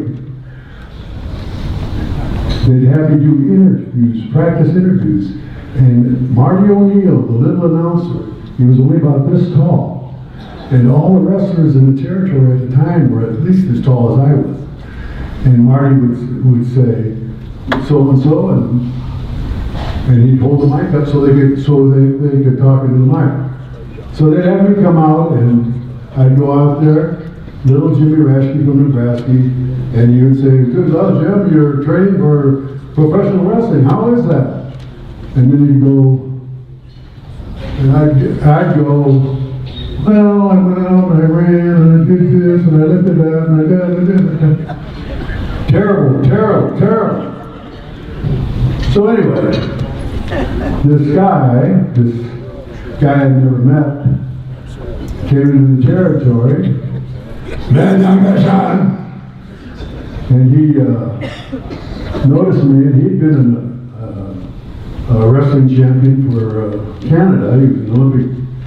He was an Olympic participant, and he was the Commonwealth Games champion, and he liked me because I had an amateur background. And I didn't even know him, but he said, you make a good German. He said that to me 3 or 4 weeks in a row, and finally I had enough courage to say, he said, you make a good German. And finally after 4 or 5 weeks, 3 weeks, 5 weeks, I don't know, I got the courage to say, well, I am German. And he said, and went to the ring, beat up somebody, and came back. Didn't talk to me anymore. Anyway, after a couple of weeks, I met him out in the ring when I was setting up the ring, refereeing, and he said, we got to be friends. And he said, I'd like you to come up to Montreal, Canada, and be my partner. Anyway, by then I met my wife Bonnie, and we fell in love, we got married, and in the spring, we headed up to Canada. And I didn't know that much about Canada, but when we got there, I had my first match as Baron Von, well, he wanted to call me Pumpkin. I said, no, I don't think so, dog. Anyway, he called me, we called me Baron Von Raschke, and From that point on, I spoke in a German accent, and I was interviewed by a French-speaking Canadian announcer, and I was speaking to mostly a French-Canadian audience whose first language was French, although most of them spoke very, very good English. I got on there, and suddenly I went from little Jay Raschke, from Nebraska, to Baron Raschke, who could interview, who could talk on a microphone, who could tell a story. Although what I've been telling right now hasn't been floating so well. It'll get better. I promise you that. I promise you that. And this guy, Baron von Raschke, will leave Winnipeg, Canada as a future star in the wrestling business, because what somebody takes as sedentary rock, takes as iron ore, they put in the fire, and that's exactly what Mad Dog did with Baron von Raschke. He put me in the fire night after night. There were riots. Mad Dog's heat, my heat, Mad Dog this tall, me this tall. A combination that clicked. We got over sensational, and like JR said, there were riots, not only getting out of the ring, but getting to the ring. And from that time on, my career soared, and I went from place to place as Baron von Raschke, except in St. Louis, where I was just plain old von Raschke. Anyway, that's beside the point. So here I am. I'm very happy, very proud, very honored to have been considered for this award, let alone to receive it.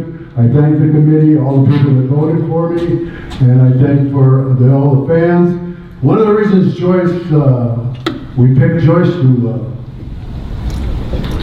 to introduce me is because I owe my career, as we all know in the business, to our fans. And she's the epitome of a great fan, and she represents all of you people that are fans. She's just wonderful, and I think you all should give yourselves a hand, because without the fans, you have no business. And now, I know I take up much more of your time. Short one! And that is all you need to know.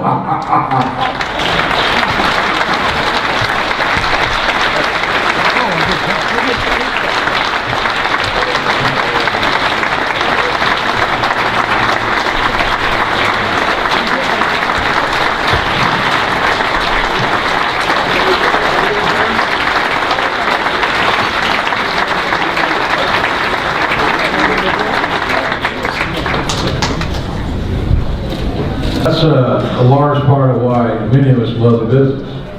Stories, the Baron von Raschkes of the world that we've all been privileged to meet. It's been a pretty cool deal.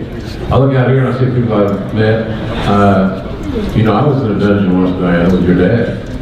He told me when he grabbed me, he said, I want to show you a couple of submission notes while we wait for Brett. Can you guys imagine having to wait for Brett? He's always on time. So Stu got a little bit impatient. So he's going to start demonstrating holds on me. So he says to me, when you start seeing the spots, that means that I'm depriving your brain of the oxygen it needs to function. It's okay, what do I do? Before I pass out, he said, just give me the office. He had no more and grabbed his arms around me than I was giving the office. So you know damn way he's going to let me keep my pants. And it doesn't. Great stories. I love those guys. Baron von Raschke, how do you top that? And by the way, one of my favorite people, The Rock and John Cena and Dave Bautista are killing it in the movies, the big screen. And this is The Rock's birthday week, so we don't want to forget that. But he's one of my favorites. And because I'm the MC, I can do that. Thank you very much. This is a very important part of the program, folks. Unlike what Booker and I did in Saudi, where we had the intermission, was actually during the prayer. They pray 5 times a day there at Saudi, those Muslim folks. Yes, it is. So we had to go back out to do our intermission during the prayer, and we had to go through the metal detector again.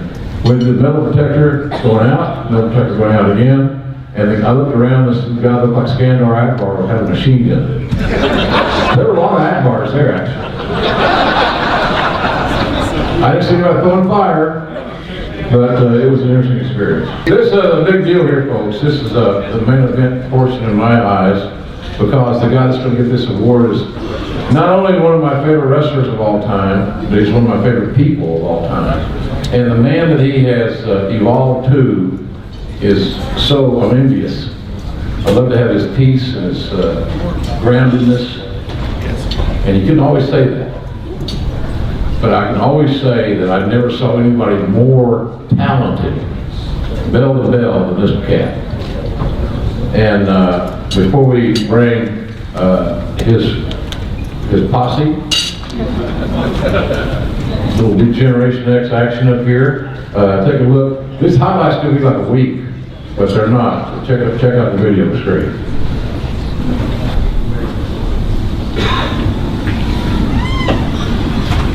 The youngest of 4 children, Shawn Michaels knew by the age of 12 that he wanted to become a professional wrestler.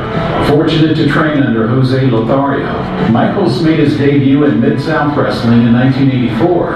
And beginning with his debut match, Shawn impressed all who were fortunate enough to witness history in the making. Following stints in world-class championship wrestling, Shawn and partner Marty Jannetty became Central States Tag Team Champions. The two would go on to win the AWA and WWE Tag Team Championships before splitting in 1991. While much of his early career was in tag team wrestling, no one could have predicted the successes that lay in store for Michaels.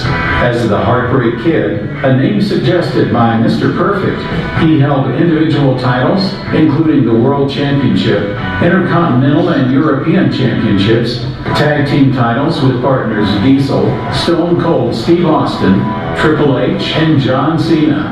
And along Michaels always came back, and more determined than ever.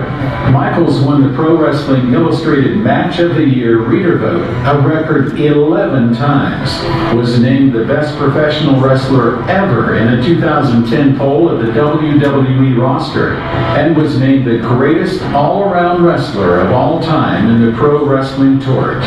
Following his retirement, he has hosted Shawn Michaels' McMillan River Adventure, had roles in 2 movies, and published an autobiography entitled Wrestling for My Life, The Legend, the Reality, and the Faith of a WWE Superstar. He is a member of the WWE's Hall of Fame class of 2011. The newest Art Abrams Luthez honoree, Shawn Michaels, joins Michael Hayes, Jerry Briscoe, Arn Anderson, and Kevin Von Erich as they welcome him to the Ring of Friendship.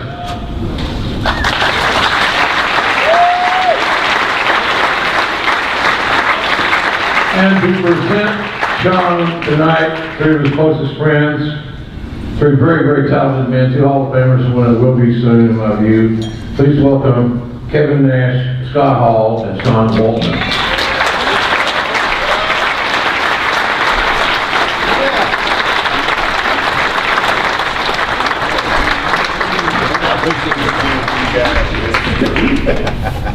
You go first, right? It's our first one.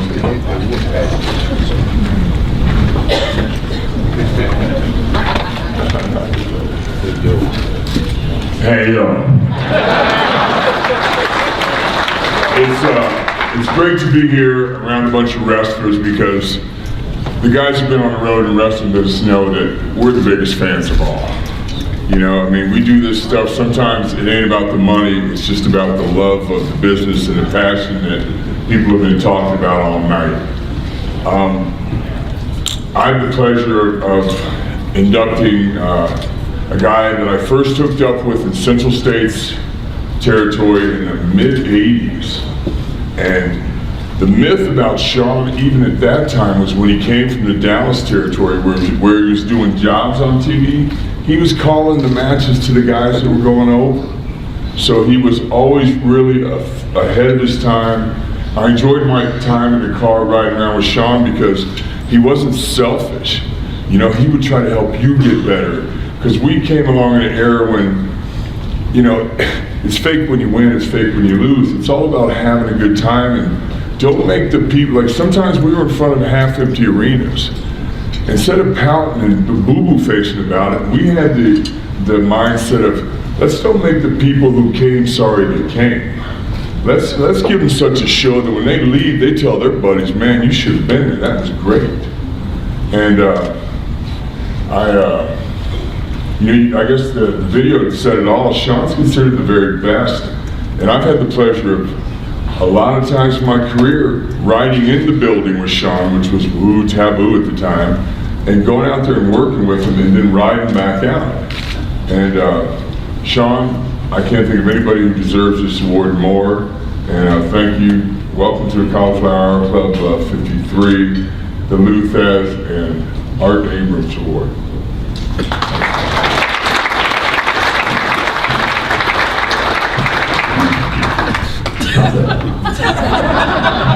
Me too, actually. I'm not, I've never been known for my promo skills, my mic skills, so I'm going to keep this short. It's been a long night. But I do want to say that,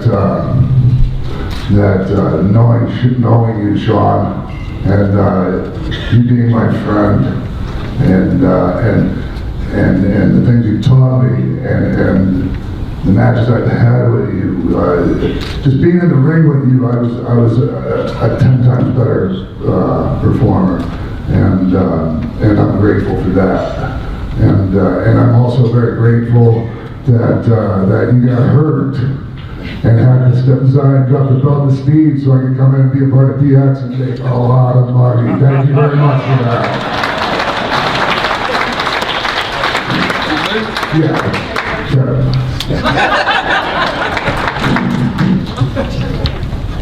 You know, I did a little research on Lou Thez, and I just wanted to, I did not know this, but Lou Thez actually invented the power bomb. People know that?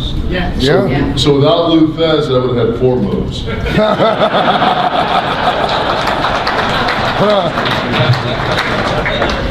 Shawn Michaels made a phone call in 1993 to Robert Steiner, who was one of the Steiner brothers, and asked him if I'd be willing to get out of my contract with WCW and come be his bodyguard.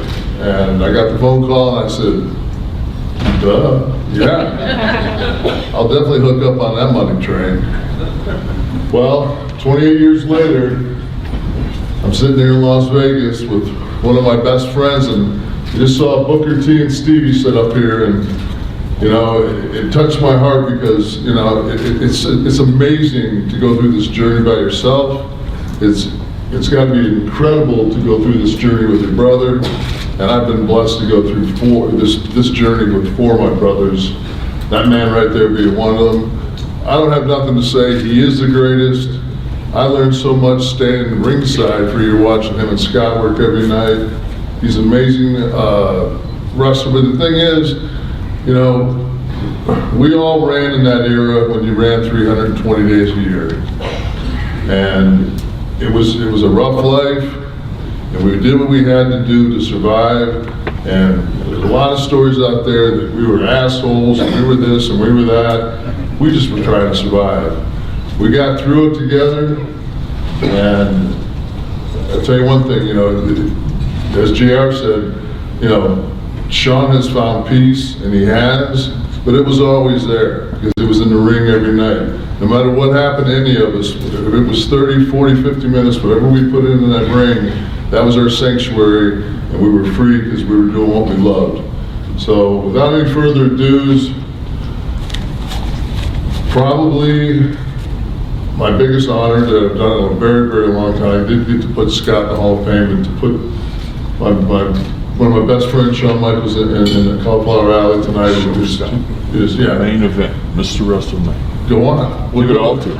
Showstopper, Mr. WrestleMania, the Heartbreak Kid, the one, the only, Shawn Michaels!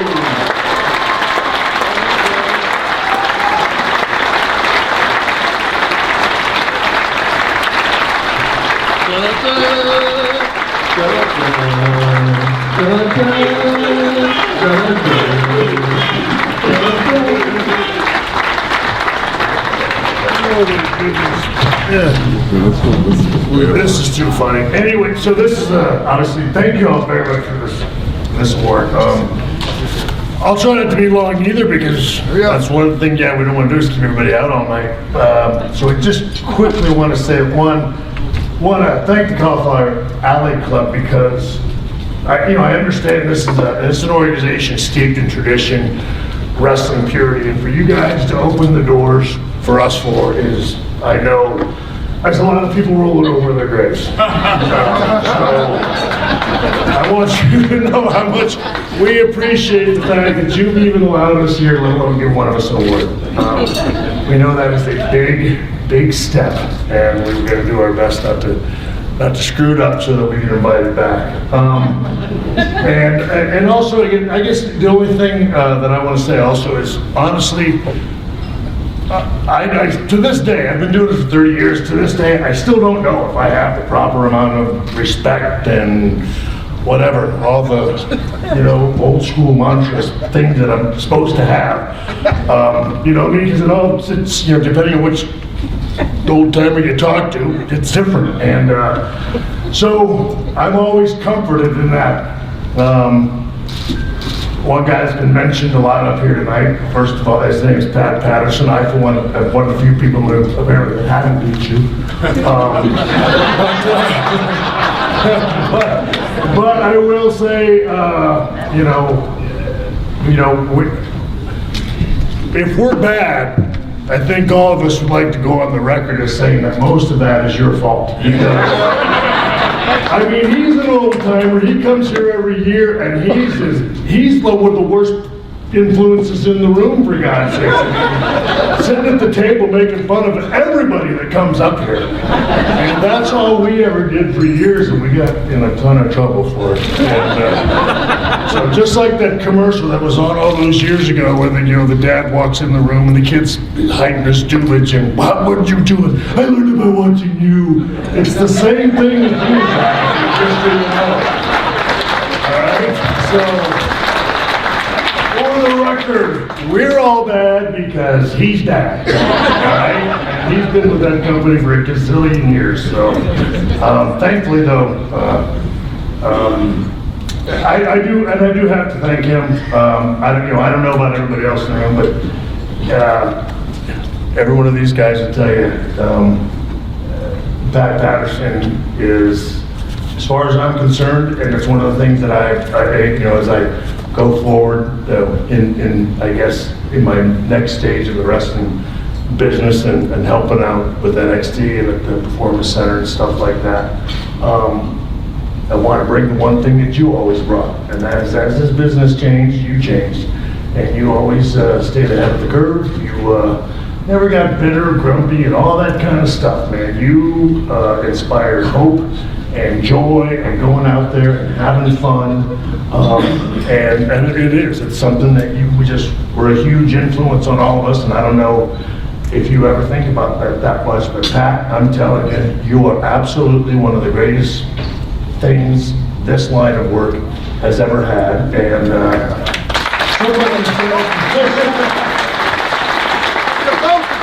supposed to be you. You know what? I mean, it is. I don't get up here without you, man. I mean, we got fired in 1987 after being in the WWE for 2 days. He's the guy that requested that we get the chance, and for the next year and a half, while we were gone, every month he'd go to Vince McMahon and go, how about those rockers? And Vince, they're dead to me. Don't talk to me about them. And Pat would go back another month, he'd sit, and he'd wait another month, he'd go, how about those rockers? Oh, what I tell you, they're dead to me. Month after month, and then about a year, he finally said, all right, just so you stop asking me, but they're your problem. And then from the time we were there, you were one of the few guys that believed in me, and so, you hear other people, I've heard a number of people in the room tonight, let me tell you something, if you hear that, whatever, you're too small, you're too this, you're too that, you'll never make a dime in this business, whatever. take that as a good sign. Now I say that to all of us. And, you know, I got one of these. And if you guys watch the go with it, I don't know. They say that to everybody, and hell, I don't know. You know, who knows who makes it, who doesn't. But the fact of the matter is, I don't know. I don't want to come up here and not put you over like $1 million because I didn't get to do the Hall of Fame, and I figured this is the place to do it. Pat, you are absolutely one of my 2 most favorite people in the world, and I'm serious. I look back, I think about my career and everything else I've done far greater things than I ever possibly imagined. I'm a 52-year-old man that gets to do what the hell I want when I want, and so much of that is because of, you know, your belief in me and giving me the opportunity with that company that I know I'd have never got if it wasn't for you pulling for me so many times. They don't give guys like me that chance every day. And the fact of the matter is you kept going to bat for me. Now let's face it, I mean, I made you look good as hell when I got the chance. But, you know, still, you know, they might have not given me the chance if it wasn't for you. And so it is, as cool as this is, I don't know. The thing that I love about this business, honestly, again, still not knowing if I got the right amount of respect, but it's the relationships you meet. There's so many people in this room that I've run across. Darush up here putting himself over the $1,000 city. But I mean, you know, the Darushes, I ran into them in the AWA. Scott Casey, my goodness. Scott Casey, he was in the absolute greatest angle in the world when I was 15 years old, him and Eddie Mansfield. You know, my first hair versus hair match, and oh my goodness, I thought Cowboy Scott Casey was going to lose his hair, and he beat Eddie Mansfield. I finally did. He did, and they shaved his head and everything else. It was phenomenal, for God's sakes. You know, and then obviously all the years later, you know, I don't get to watch Booker go into the Hall of Fame, and then hear his story for the first time. Honestly, everything that I love about this line of work, honestly, is you know, is the relationship and the people you meet along the way. And this room is littered with people that I've run across. Steve Kern, my goodness, I don't know, 30 years ago when I figured I got hired in the WWE, I figured I got to move to Tampa because that's where everybody lives. And I didn't know anybody, and of course Steve Kern, I'll help you find a place to live. You know, and hell, he didn't even know me, but he was still just a wonderful dude. And Brian Blair, you come work out my gold gym. It's just things like that. For such a really tough line of work and filled with a bunch of, you know, backstabbing, bitter old sons of bitches, I wouldn't trade it for anything else in the world.